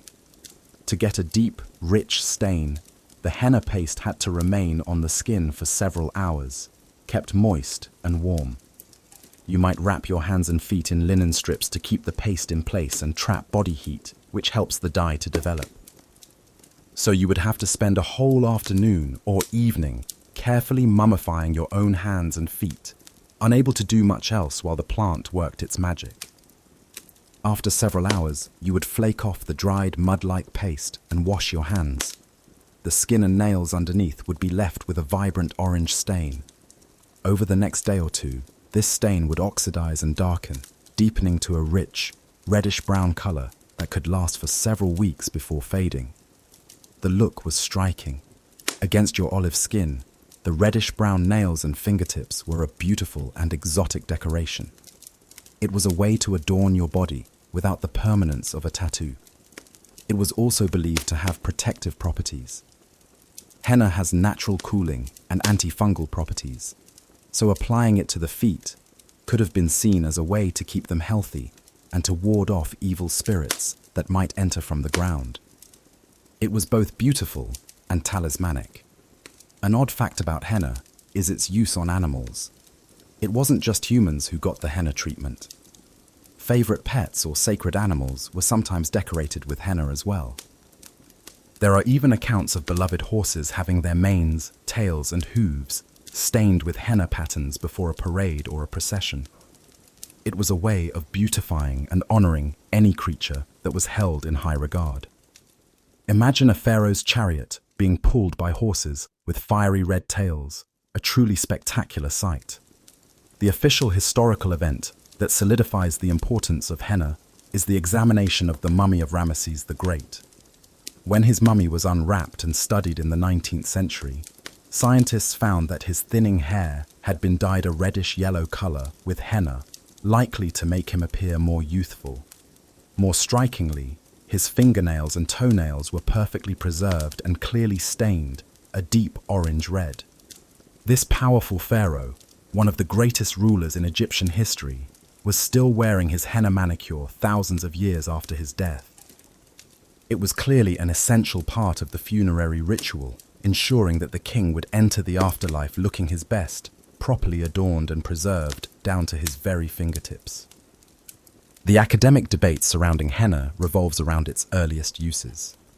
While we have clear evidence from the New Kingdom and later, its origins are murkier. Some scholars believe that the practice of staining the hands and feet is much older, possibly dating back to the Neolithic period, and that it may have originated in the Near East before becoming popular in Egypt. The central question is whether its primary initial purpose was cosmetic or ritualistic. Was it first used as a simple decoration, or did it begin as a powerful magical or religious practice, used in fertility rites or marriage ceremonies to bestow blessings and protection, with its cosmetic use developing later? The fact that it was so heavily used in funerary practices suggests a deep spiritual significance that likely predates its use as a simple fashion statement. As the banquet continues, the music plays, and dancers entertain the guests. Your henna-stained hands are a silent testament to the layers of tradition and beauty that make up your world. They are decorated, protected, and prepared for whatever comes next, in this life or the next. But all this attention to external appearances was balanced by an understanding that true health and beauty also came from within, starting with a clean mouth and a bright smile. As you enjoy the banquet, sampling sweet figs, honey cakes, and sipping on wine or beer, you are indulging in a diet that was notoriously tough on the teeth. The bread that formed the staple of the Egyptian diet was full of grit and sand from the stone grinding querns used to make the flour. This, combined with the high sugar content of their favorite foods, led to widespread dental problems. Abrasive wear, cavities, and painful abscesses were common, a fact attested to by the thousands of mummies whose teeth have been studied by paleopathologists. A beautiful face was not complete without a healthy mouth and fresh breath, so the Egyptians developed their own methods of dental hygiene. You wouldn't be using a nylon bristled toothbrush and fluoride toothpaste. Your dental care routine was more organic. The primary tool for cleaning your teeth was a chew stick. This was a small twig or branch from a specific tree, often one with fragrant or antiseptic properties, like the Salvadora persica, the same tree from which miswak sticks are still made today in many parts of Africa and the Middle East. You would take one end of the twig and simply chew on it. The chewing would fray the fibers at the end, turning it into a small, bristly brush. You would then use this fibrous end to scrub the surfaces of your teeth, removing food particles and plaque. The wood itself would release chemicals that could help clean the mouth and freshen the breath. It was a simple, disposable, and surprisingly effective toothbrush. For a form of toothpaste, or tooth powder, you might use a mixture of ground-up ingredients. Recipes call for things like crushed rock salt, mint leaves, dried iris flowers, and grains of pepper, all pounded together into a fine powder. You could dip your chew stick into this powder before brushing to add abrasive power and a fresh, minty, or floral taste.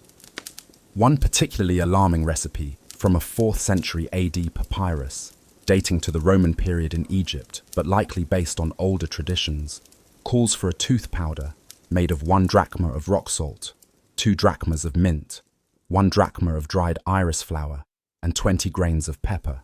It sounds more like a spice rub than a toothpaste, but it highlights their use of abrasives and strong flavors to clean the teeth and mask bad breath. Fresh breath was a major concern, especially in a culture that valued close social interaction. To combat halitosis, the Egyptians created what were essentially the world's first breath mints. These were small pellets made from a mixture of myrrh, frankincense, cinnamon, and other aromatic spices, all bound together with honey. You would cook this fragrant, resinous concoction down and then roll it into little balls that you could suck on throughout the day. It was a much more elegant solution than simply chewing on a mint leaf, a sophisticated and long-lasting breath freshener that doubled as a sweet treat. An odd fact about Egyptian dental health is what it tells us about their society. The teeth of mummies are like a medical record written in enamel. Studies have shown that the elite, like the pharaohs and their court, often had worse teeth than the common laborers. This seems counterintuitive, but it makes sense when you consider their diets. The wealthy ate a much more refined and sugary diet, with lots of honey, fruits, and cakes, leading to more cavities.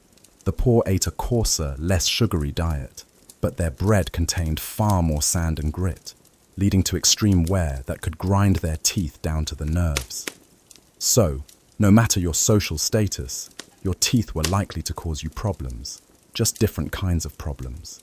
The historical event that brings this into sharp focus is the investigation into the death of the famous boy king, Tutankhamun. For a long time, it was thought he was murdered. However, recent CT scans of his mummy have revealed a more complex picture.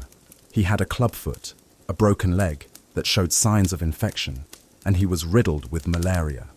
But he also had the typically poor dental health of an elite Egyptian, with impacted wisdom teeth and an overbite. While it wasn't what killed him, his dental issues were part of a constellation of health problems that made this powerful pharaoh a frail young man, a far cry from the golden image on his famous death mask. The academic debate in Egyptian dentistry revolves around the existence and skill of dentists. The ancient Greek historian Herodotus claimed that Egyptian medicine was highly specialized, with doctors for the eyes, the stomach, and even the teeth. An inscription in a 3rd dynasty tomb mentions a man named Hazy Ra, who held the title Chief of Dentists and Physicians, one of the earliest named doctors in history. This suggests a dedicated dental profession. However, the archaeological evidence for complex dental procedures is very thin. We see evidence of abscesses being drained and a few rare examples of teeth being wired together to stabilize them, but no fillings and very few extractions. So the debate is, were these dentists skilled practitioners who performed a range of treatments that have simply left no trace? Or was their role more limited, focused on prescribing pain-relieving potions and tooth powders rather than performing invasive surgery? It seems that for most Egyptians, a bad tooth was something you simply had to endure until it fell out. As you finish your sweet honey cake at the banquet, you might discreetly pop a small kai-fi-flavored pellet into your mouth, letting the spicy, resinous flavor wash away the sweetness and freshen your breath. Your appearance is immaculate, from your perfumed wig to your hennaed toes, and now your breath is as sweet as a temple's incense. You have attended to every detail, using a whole arsenal of tools and potions, and those tools themselves are a story worth telling. Your entire, elaborate beauty routine, from grinding galena to applying henna, was dependent on a sophisticated set of tools. An Egyptian of means would not have a cluttered makeup bag. You would have a dedicated cosmetic chest, a beautifully crafted box of wood or ivory, often inlaid with ebony or faience. Inside, nestled in separate compartments, would be your complete grooming kit, a collection of objects that were both functional tools and miniature works of art. Opening this box reveals the story of your daily rituals. First and foremost are your cosmetic palettes. You would have several of these. A large, sturdy one made of siltstone or limestone for the initial, rough grinding of minerals. Then, smaller, more elegant palettes for the final mixing of powders with fat or oil. These are the most artistically rendered pieces. As we've discussed, they could be shaped like fish, hippos, or geometric designs. Some of the most beautiful examples are shaped like a cartouche, the oval frame used to write a king's name, elevating your personal beauty routine to a royal level. The palette was the central workstation of your vanity. Next to the palettes are your applicators. You have a collection of them, each with a specific purpose. For applying kohl, you have a thin, delicate rod made of ivory, bronze, or polished wood. It's called a kohl stick. It might have a simple, pointed end for drawing fine lines, or a small, spoon-shaped end for scooping and smearing. For applying the green eyeshadow, you might have a flatter, spatula-like applicator.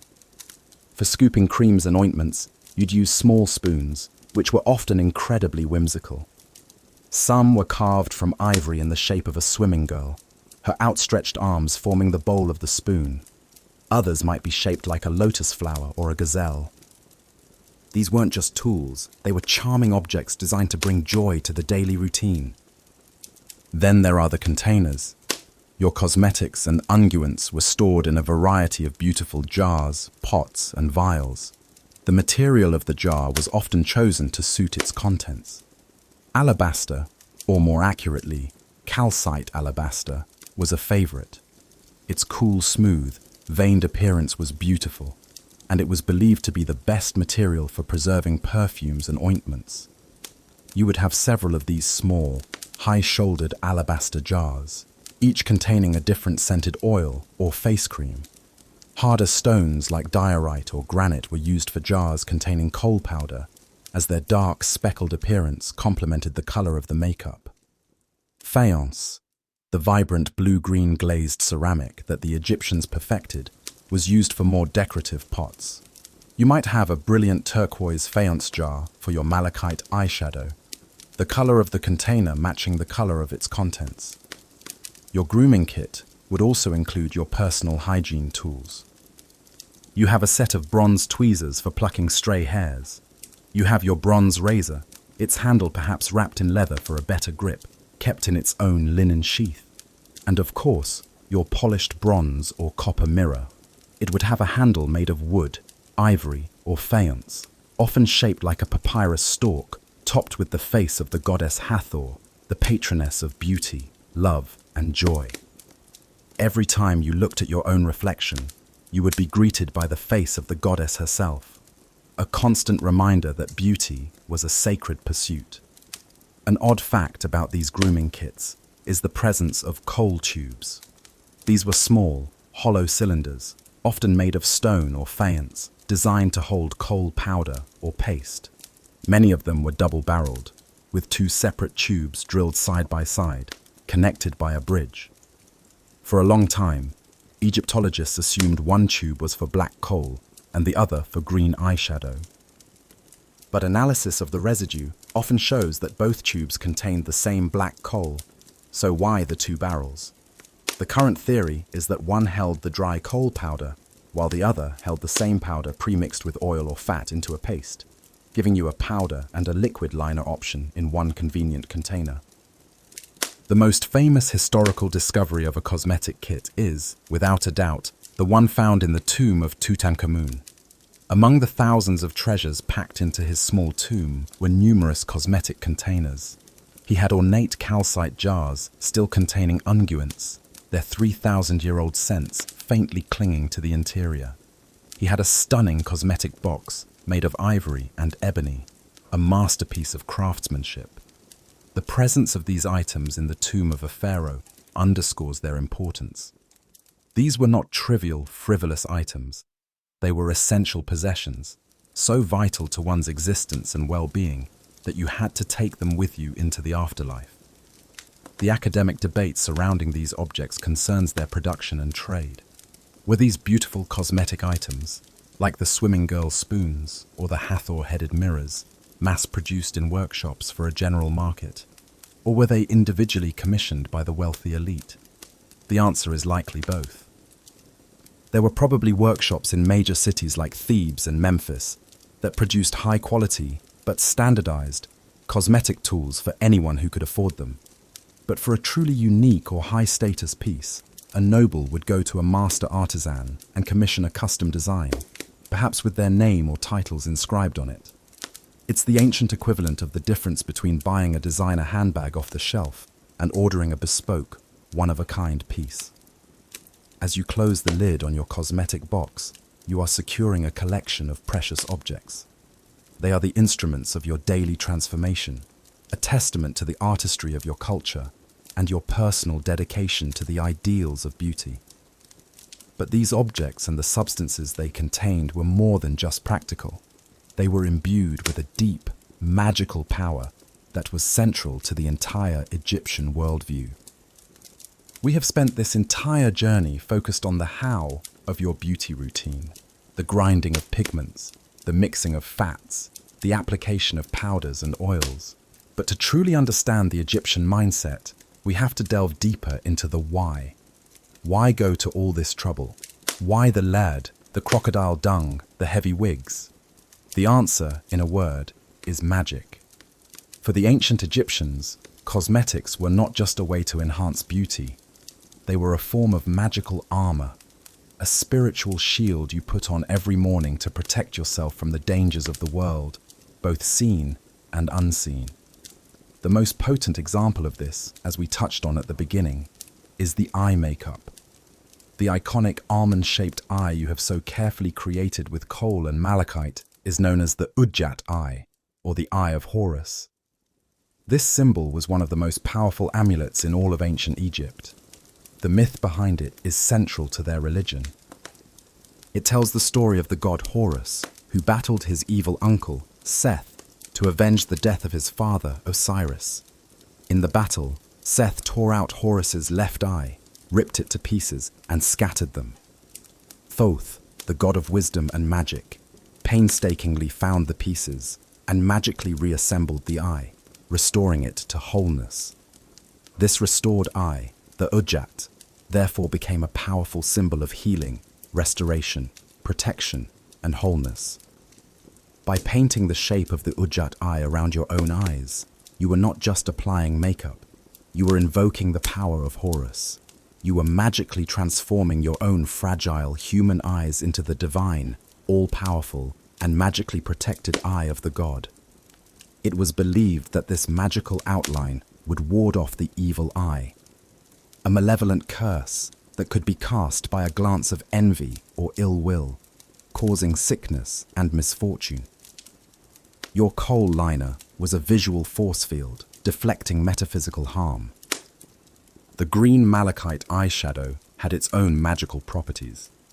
Green was the color of waj, which meant to flourish, to be healthy and vibrant. It was the color of new vegetation after the Nile flood, symbolizing rebirth and resurrection.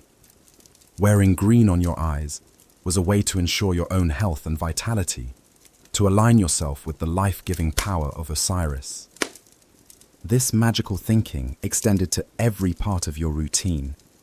The red ochre on your lips and cheeks wasn't just to look pretty. Red was the color of blood and life, but also of danger and chaos.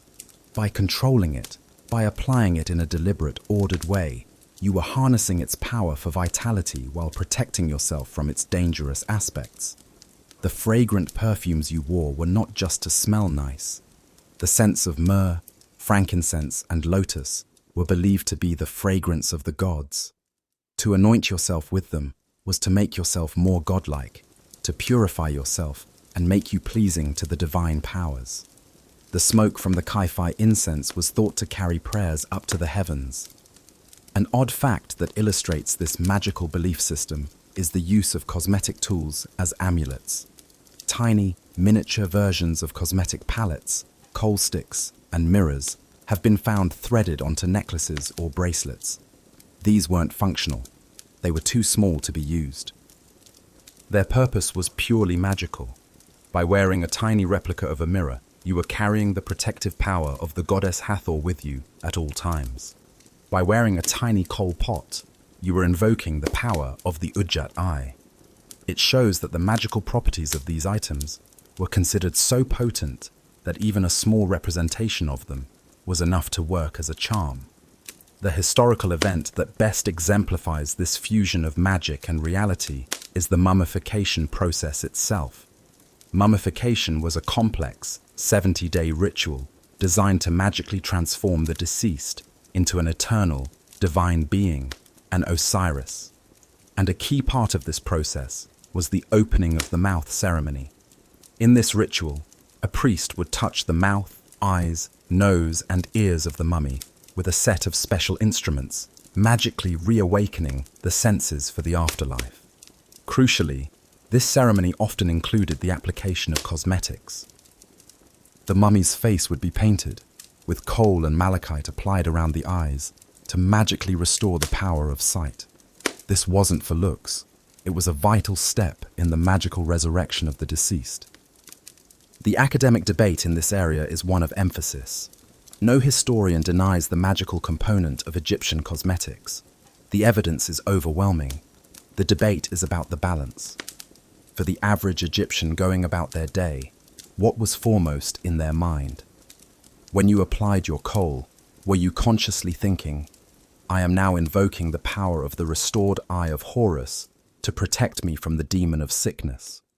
Or were you thinking, this makes my eyes look bigger and protects them from the sun's glare, and my mother always told me it keeps the evil spirits away? It's the difference between active, conscious ritual and ingrained cultural habit. For most people, it was likely an inseparable blend of all three: practical, aesthetic, and magical. The magic was so deeply woven into the fabric of daily life that it didn't need to be consciously analyzed. It was just how things worked. You put on your makeup to look good, feel good, and be safe. The three were one and the same. This worldview wasn't limited to women either. The magical protection and status symbol of cosmetics were just as important, if not more so, for the men in charge. We have spent our journey imagining ourselves as a woman of the Egyptian elite, meticulously applying her makeup for a banquet. But it is crucial to understand that in ancient Egypt, cosmetics were not a gendered practice. The use of makeup, perfumes, and other grooming aids was thoroughly unisex. In fact, for men of power and status, the application of cosmetics was just as essential, if not more so, as it was for women.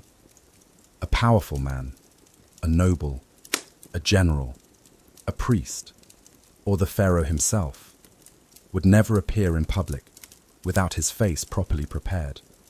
The same ideals of beauty and protection applied. Let's shift our perspective for a moment. Imagine you are not the lady of the house, but her husband, a high-ranking official in the court of the pharaoh. Your morning routine would be remarkably similar. You too would have a servant bring you your cosmetic kit. Your primary focus would also be the eyes. You would grind the same galena into a fine powder and mix it with fat to create kohl. You would lean into your polished bronze mirror and carefully apply the dark liner around your eyes. The style for men was often just as dramatic as for women, a thick, bold line extending outwards to the temple. For a man, this was not a sign of effeminacy, it was a sign of power, authority, and piety. It demonstrated that you were a civilized, ordered individual, protected by the gods. The fierce, coal-lined gaze of a male official was meant to be intimidating, a sign that he possessed the sharp sight and divine protection of Horus. Men also wore the green malachite eyeshadow, invoking the same powers of vitality and rebirth. Tomb paintings and statues consistently show men, from scribes to pharaohs, wearing both black and green eye makeup. Beyond the eyes, other grooming practices were also shared. Men were just as concerned with anti-aging, using the same oils and creams to keep their skin supple. They anointed their bodies with the same fragrant perfumes. They wore the same elaborate, heavy wigs, and, for festive occasions, the same perfume cones on their heads. The obsession with bodily smoothness was also paramount for men. As we've noted, priests were required to be completely hairless, but many elite secular men also adopted this practice, shaving their bodies to align with the ideals of cleanliness and purity. The one area where there was a significant difference was in the use of color. While men absolutely wore eye makeup, the use of red ochre for lips and cheeks was far less common and seems to have been primarily associated with women. A man's face was typically left in its natural tone or given a pale foundation, but without the rosy flush of the feminine ideal. An odd fact concerning male grooming is the false beard. While the Egyptians were obsessed with removing their own natural facial hair, the beard was seen as a powerful symbol of divinity and kingship. Gods like Osiris were always depicted with a long plaited beard. To signify his divine status, the pharaoh would wear a false beard, called a postiche, on ceremonial occasions. This was a stiff, artificial beard, often made of goat hair or woven fibers, held on by a strap that went over the ears. It was a piece of royal regalia, like a crown or a scepter. Even female pharaohs, like Hatshepsut, were depicted wearing the false beard to conform to the traditional iconography of kingship. So, you would shave your own beard off every morning, only to strap on a fake one for an important ceremony. It's a wonderful contradiction. A key historical event that highlights the importance of masculine grooming is depicted on the aforementioned palette of Narmer. This artifact, which celebrates the unification of Egypt by King Narmer around 3100 BC, is a cosmetic palette. The very object chosen to commemorate the founding of the Egyptian state was a tool for male grooming. On the palette, King Narmer is shown in a position of power, wearing the crown and smiting his enemies, and his eyes are clearly outlined with cosmetic lines. From the very first moment of their recorded history, the king, the ultimate symbol of masculine power, is shown wearing makeup. It was intrinsically linked to the concept of royal authority. The academic debate here revolves around the grooming habits of the non-elite. We know from their grooming kits and artistic depictions that wealthy men were heavily invested in cosmetics. But what about the common farmer, soldier, or craftsman? Did they also wear kohl? The evidence is less clear. Some theories suggest that a simpler form of eye makeup was worn by all Egyptians, regardless of class, for its practical benefits against the sun's glare and flies. A laborer might not have had a fancy alabaster jar and an ivory applicator, but he might have used a simple pot of kohl and applied it with his finger. Others argue that cosmetics were a luxury and that the working classes had neither the time nor the resources for such things. The truth is likely somewhere in the middle. A farmer working in his field might have smudged some simple kohl around his eyes for sun protection, while saving any more elaborate application for a local festival or a religious holiday. For the elite man, however, it was non-negotiable. As you, the high official, prepare to leave for your duties at the temple or the palace, you look every bit as groomed and decorated as your wife. Your wig is perfectly coiffed, your eyes are dramatically lined, and you are enveloped in a cloud of expensive perfume. Your appearance is a declaration of your status, your power, and your place in the cosmic order. And this carefully constructed appearance was designed to last not just for one day, but for all of eternity. Your day at the banquet is drawing to a close, or perhaps your duties as a high official are done. You have lived this day as a perfect embodiment of Egyptian ideals. But in Egypt, life on earth was seen as merely a brief, transient phase, a prelude to the true, eternal life that came after death. And if it was important to look your best for a single evening's party, it was infinitely more important to look your best for eternity. The preparations you made this morning were, in a sense, just a practice run for your final, most important grooming session. The ancient Egyptians believed that the afterlife, the field of reeds, was a perfected version of life on earth. To exist there, your body had to be preserved in a recognizable form through mummification, and your ka, or life force, needed to be sustained with all the things you enjoyed in life. This included food, drink, furniture, games, and of course, your entire cosmetic kit. You would not face eternity without your kohl.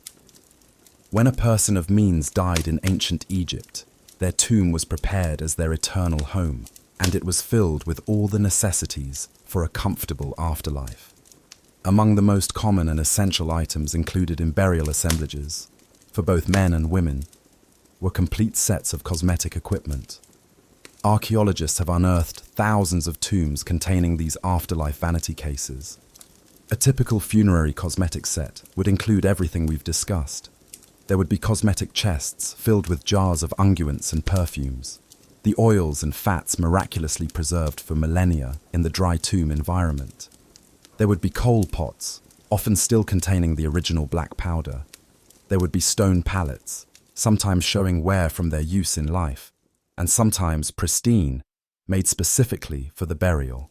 Applicators, razors, tweezers, and polished bronze mirrors were all standard equipment. The body itself was also given a final cosmetic treatment during the mummification rituals. We've mentioned how the mummy of Ramesses the Great had his nails and hair stained with henna. This was common practice. After the 70-day process of drying and wrapping the body, a final beautification would take place. The mummy's face, now a shrunken and resin-caked visage, would often be painted. Eyes would be drawn onto the linen wrappings, complete with dramatic kohl outlines, to magically allow the deceased to see.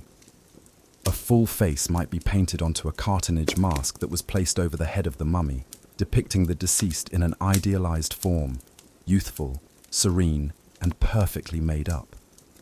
This wasn't just about looking nice.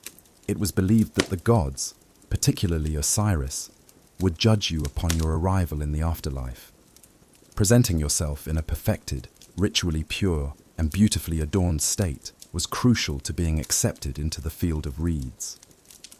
Your makeup was part of your ticket to paradise. An odd fact about these funerary preparations is the inclusion of reserve heads. In the Old Kingdom, some elite tombs contained a strange and slightly creepy object, a realistic life-size sculpture of the deceased's head, made from limestone.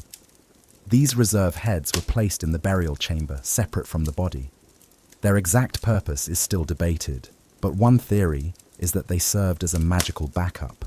If the actual mummy were to be damaged or destroyed, the K of the deceased could inhabit this reserve head, ensuring its survival. These heads are incredibly realistic, and they are always depicted as being perfectly groomed, with neatly styled hair, or wigs, and subtly painted cosmetic lines around the eyes. They were an eternal, idealized portrait, a spare body part for the soul. The ultimate historical example of an eternal vanity case is, once again, the tomb of Tutankhamun. The sheer quantity and quality of the cosmetic items buried with him are staggering.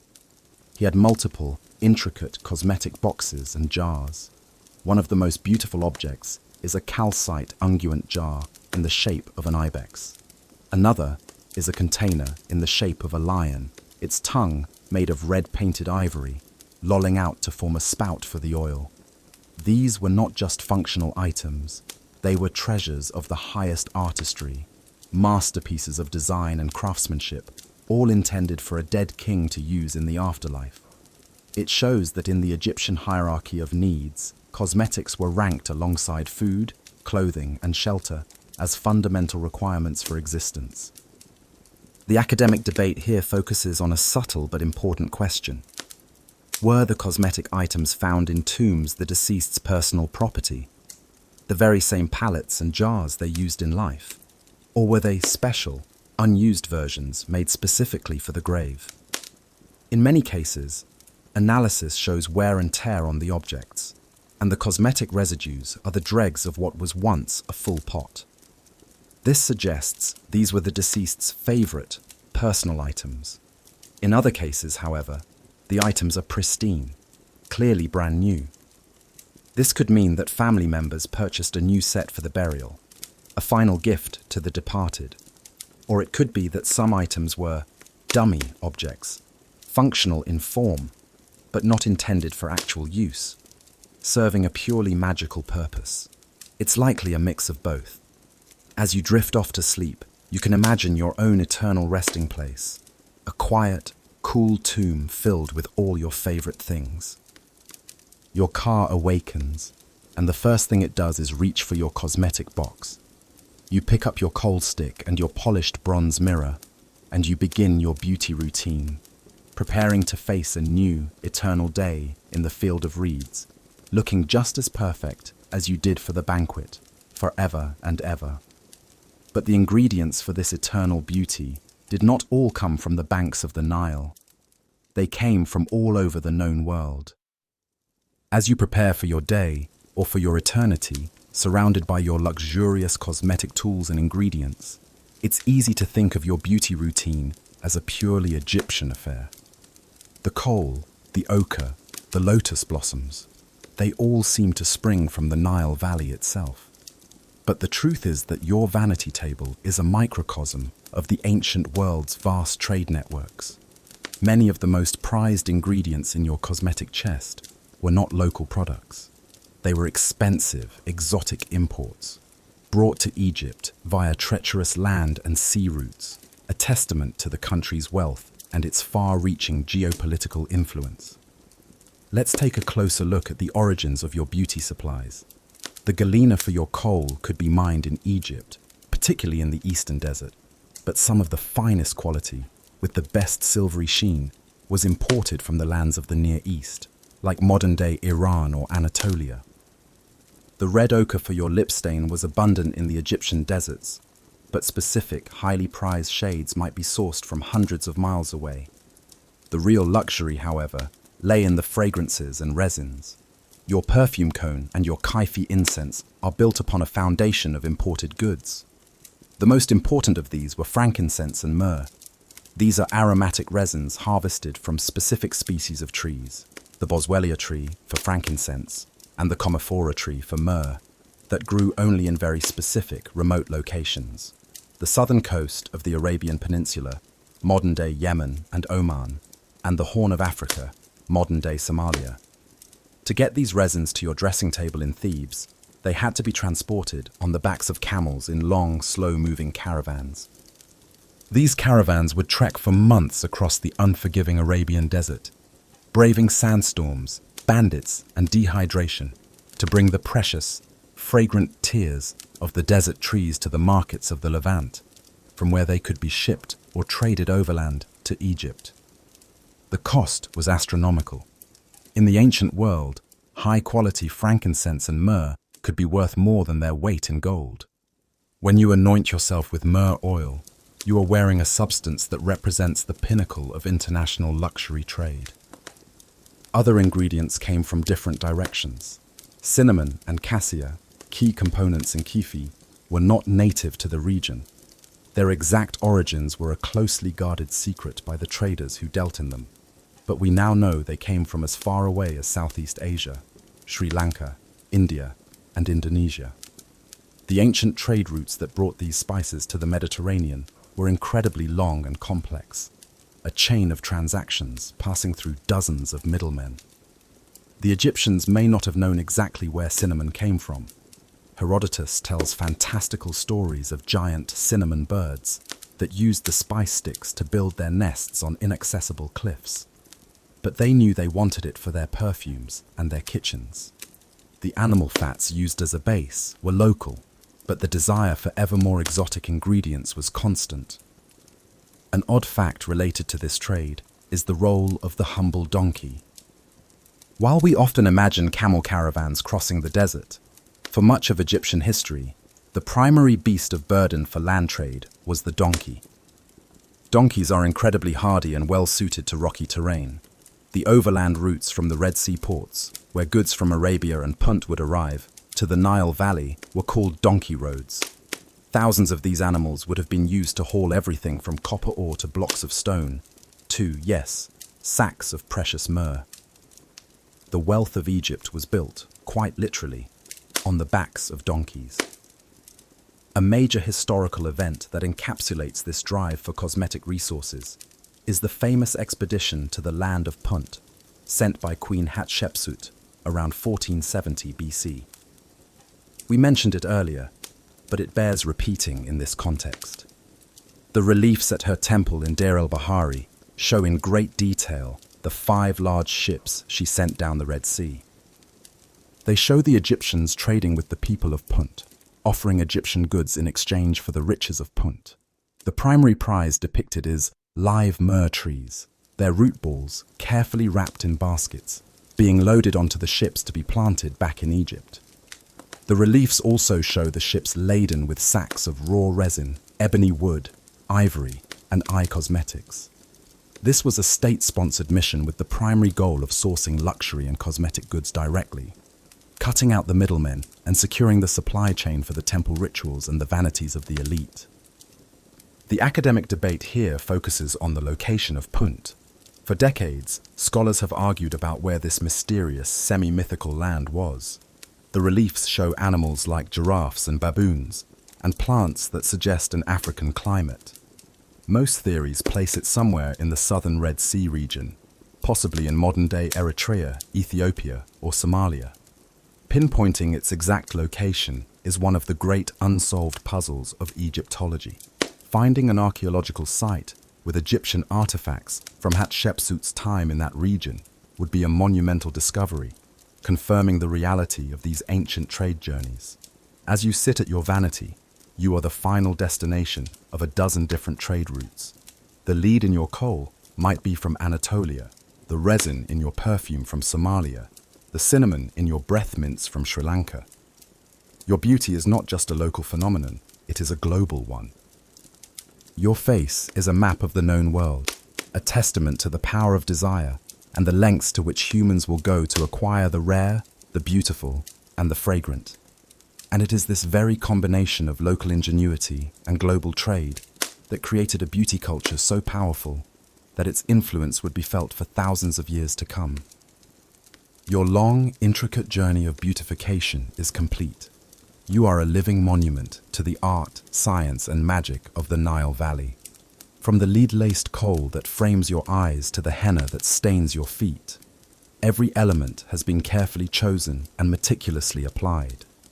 You have protected yourself from the sun, the sand, the evil eye, and the passage of time. You are ready for this life and the next. This entire process, which seems so elaborate and at times so strange to us, created a look so powerful and so enduring that its echoes can still be seen and felt in our world today, 3,000 years later. The legacy of these ancient routines is long and profound. The most direct and obvious legacy is, of course, the eyeliner. The dramatic winged eyeliner look that we associate with starlets of the 1960s and that remains a staple of makeup artists today is a direct descendant of your kohl-rimmed Ujjat eye. For millennia after the fall of the pharaohs, the image of the Egyptian eye, as seen in their art and on their mummy cases, captivated the cultures that followed. The Greeks, the Romans, the Byzantines, they were all fascinated by Egypt, and they adopted and adapted its cosmetic styles. But the biggest revival came in the 20th century, when Howard Carter discovered the tomb of Tutankhamun in 1922. It unleashed a global wave of Egyptomania. The world was obsessed with the treasures of the boy king. Newsreels and photographs showed his golden death mask, its eyes powerfully outlined in blue glass and obsidian, staring out across the centuries. Suddenly, everyone wanted to look like an ancient Egyptian. Flappers of the 1920s began wearing heavy, dark eye makeup, a smudgy, smoky look that was a clear homage to the newly discovered tombs. This fascination was cemented by Hollywood. Epic films like Cecil B. DeMille's Cleopatra in the 1930s and the 1963 version starring Elizabeth Taylor defined the Egyptian eye for modern audiences. Taylor's iconic, dramatic cat eye makeup, created by makeup artist Alberto De Rossi, became one of the most influential looks of the century.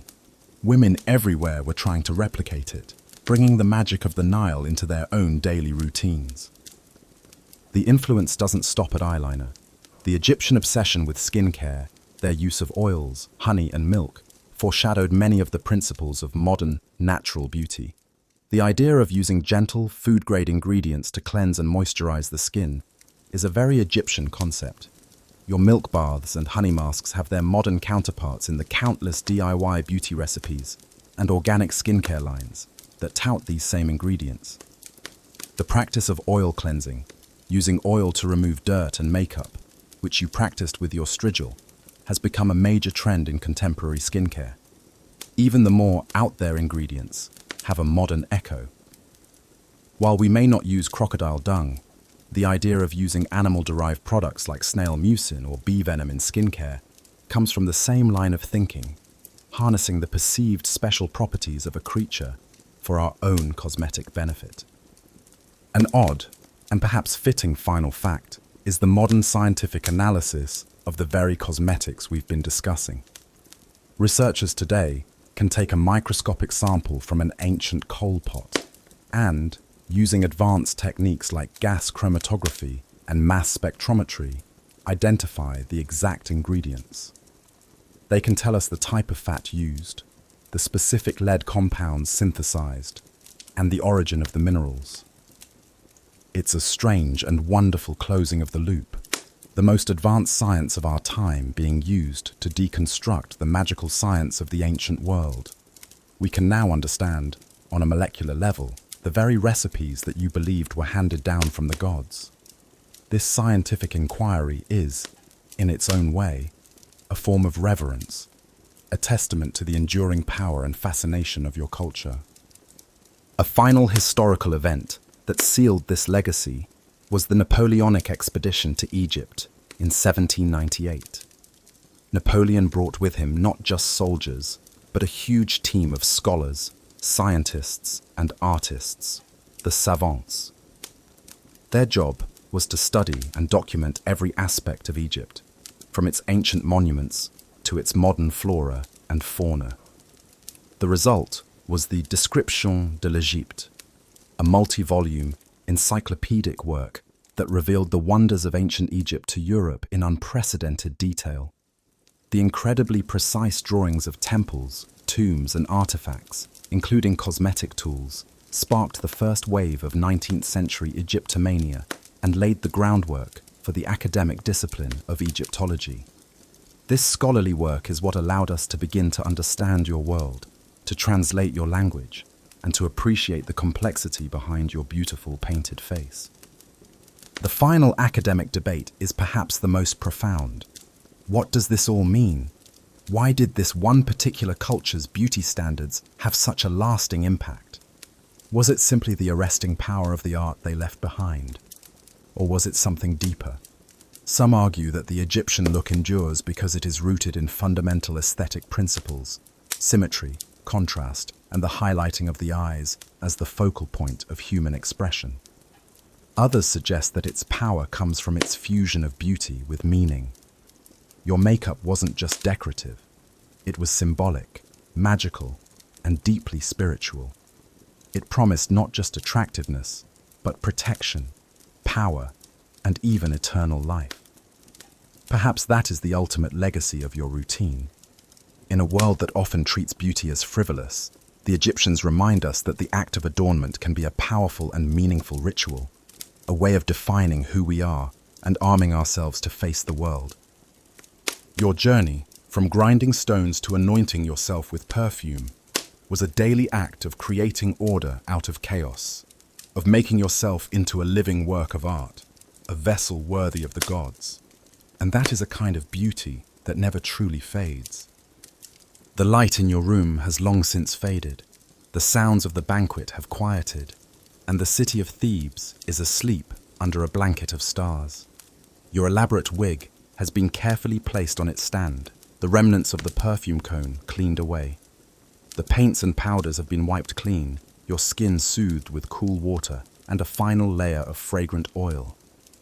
As you lay your head on a smooth stone headrest, you are once again just you, a mortal soul at rest. The layers of artifice are gone, but the feeling of being protected, of being whole, of being beautiful in the eyes of the gods and yourself, lingers like the last traces of kaifi in the air. This long and detailed ritual, a thread connecting you to your ancestors and to the divine, brought a sense of order and peace to your day. It was a meditation in minerals and fats, a prayer painted on the skin. And now, that same sense of peace can settle over you. The worries of your world, so different and yet so similar to the worries of that ancient one, can begin to soften and drift away.